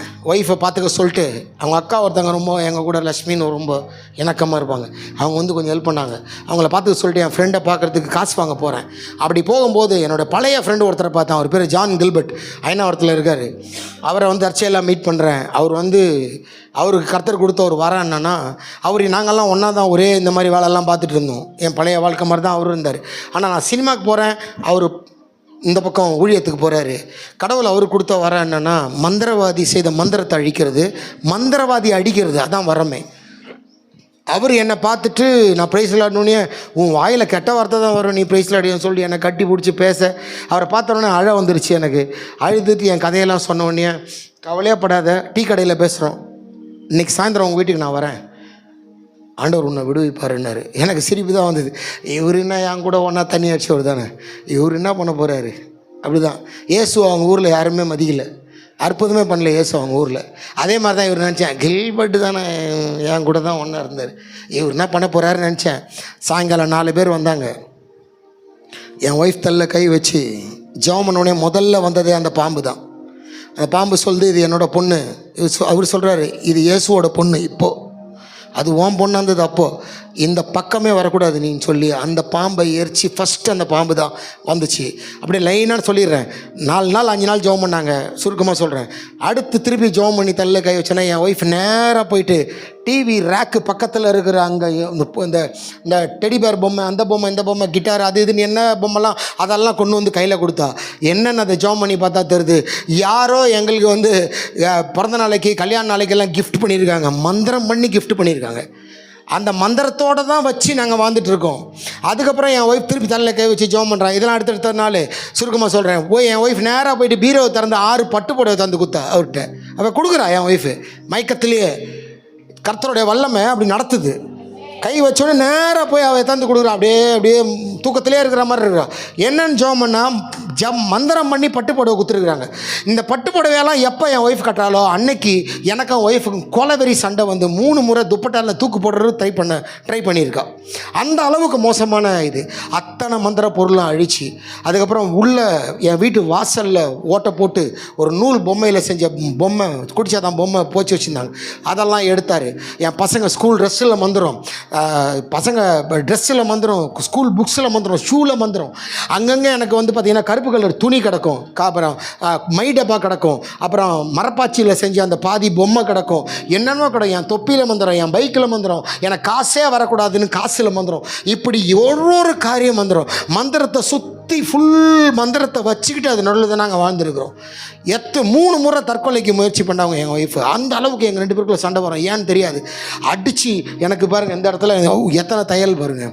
என் ஒய்ஃப் அடிக்க போய் மிஸ் ஆகி இதில் அடித்து இப்படி நிம்மதியாக இருக்காது. பீரோவோட கண்ணாடியில் அடித்து உடச்சி என் கையிலலாம் ஒரு 7-8 தையல் இப்படி பயங்கரமான நடந்து என்னென்ன நிம்மதியாக இருக்காது. தற்கொலை பண்ணிக்கலாமான்னு தோணிக்கிட்டே இருக்கும். இவ்வளோ போராட்டம். இந்த சகோதரனை கொண்டு ஒன்றொன்னா வெளிப்படுத்தி 6 நாட்கள் ஒரு மந்திரம் இல்லாமல் கர்த்தரை அழிச்சு போட்டோம். ஒரு மந்திரம் இல்லை சார், எல்லா மந்திரத்தையும் அழிச்சாரு. இன்னைக்கு டேட்டு வரைக்கும் எனக்கு மந்திரம் பண்ணிட்டுருக்காங்க. என்னை ஒன்றும் பண்ண முடியல, ஒன்றும் என்னை பண்ணவே முடியல. இன்னைக்கு வரைக்கும் பண்ணாங்க.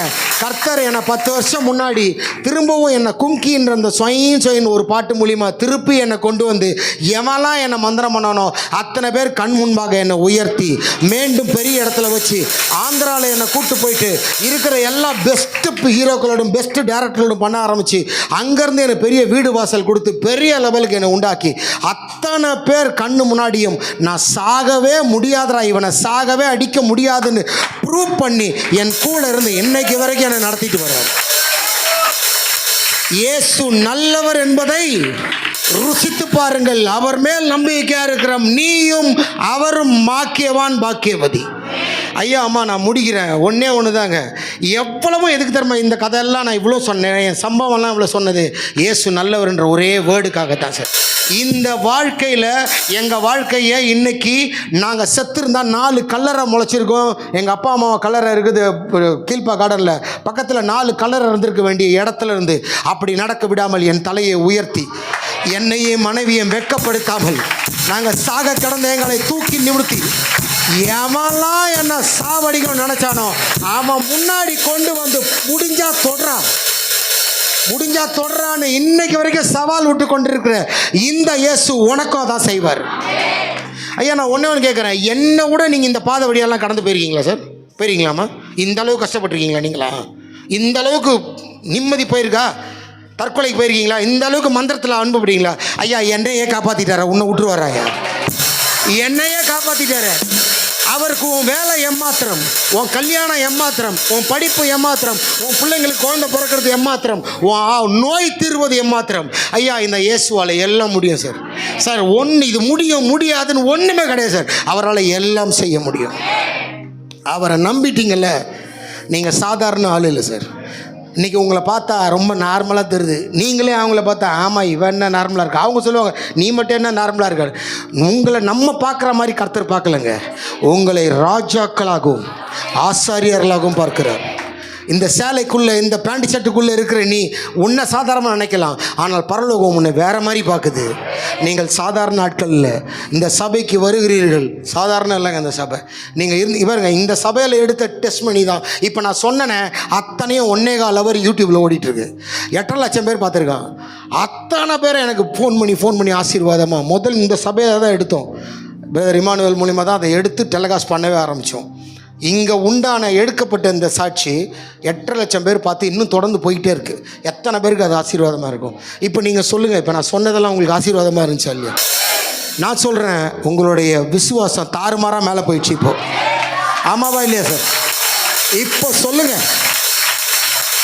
சொல்லுங்கள், இந்த இயேசு நல்லவராங்க? நல்லவரா இயேசு? 1.25 ஹவர் பேசியிருக்கேன், இவ்வளோதானா? இயேசு இயேசு இயேசு இயேசு இயேசு. ஐயா, என்னை கேட்டால் ரொம்ப ரொம்ப ரொம்ப நல்லவர். ஒரு படி அதிகமாக சொல்கிறேன், அநியாயத்துக்கு நல்லவர் இந்த இயேசு. இவரை மாதிரி ஒரு நல்ல சாமி கிடையவே கிடையாது. வந்து உக்காந்துருக்க, நீ என்னெல்லாம் இழந்திருக்கிறியோ நீ மறந்துடுவ. கணக்கு விடவே மாட்டார் சார். கணக்கில் எக்ஸ்பர்ட் சார். எனக்கு எதெல்லாம் இழந்தோனோ அதெல்லாம் கொடுத்துக்கிட்டே இருக்காரு. நானே சிலதெல்லாம் தூக்கி போட்டு போயிட்டேன், ஆனால் அவர் முட்டவே இல்லைங்க. அவருடைய நான் அனுபவித்த பாடுகளில் எதெல்லாம் நான் மறந்தனோ அத்தனையும் அவர் நோட் பண்ணி வச்சுருக்கார் சார். உன் தலையில் உள்ள மயிரெல்லாம் எண்ணப்பட்டிருக்கிறது, ஒன்றொன்றும் அவர் சித்தம் இல்லாமல் கீழே விழாது. ஐயா, இந்த உலகத்தில் பிறக்கணும்னு முடிவு பண்ணது அவர். நீ என்னைக்கு சாக போகிறன்னு ஒன்றும் தெரியாது, அவருக்கு தெரியும். உன்னை பிறக்க வச்சது அவர், உன்னை சாக போகிற நாளையும் சாக வைக்க போகிறதும் அவர் தான். இந்த இடைப்பட்ட காலத்தில் அவர் பார்த்துக்க மாட்டாரா? இது அவர் செய்வாரா செய்ய மாட்டாரா சார்? நான் சொல்கிறேங்க, நீங்கள் ஒன்று தான் செய்யணும். சங்கீதக்காரன் சொல்ல மாட்டேன், என் ரட்சிப்பின் பாத்திரத்தை எடுத்துக்கொண்டு என் தேவனை நான் நோக்கி பின்னாடி போயிட்டே இருப்பேன். இவ்வளோ தான் என்னால் செய்ய முடியும். என்னால் ஒன்றும் செய்ய முடியாது, ஆனால் ஒன்று முடியும், அவரை நம்பிக்கொண்டு அவரையே பார்த்து கொண்டு நான் போக முடியும். இன்றைக்கி நீங்கள் செய்ய வேண்டியது இந்த சபையில் ஒன்று தான், அவரை நம்புங்க. எனக்கு செய்தவர் உங்களுக்கும் செய்வார்.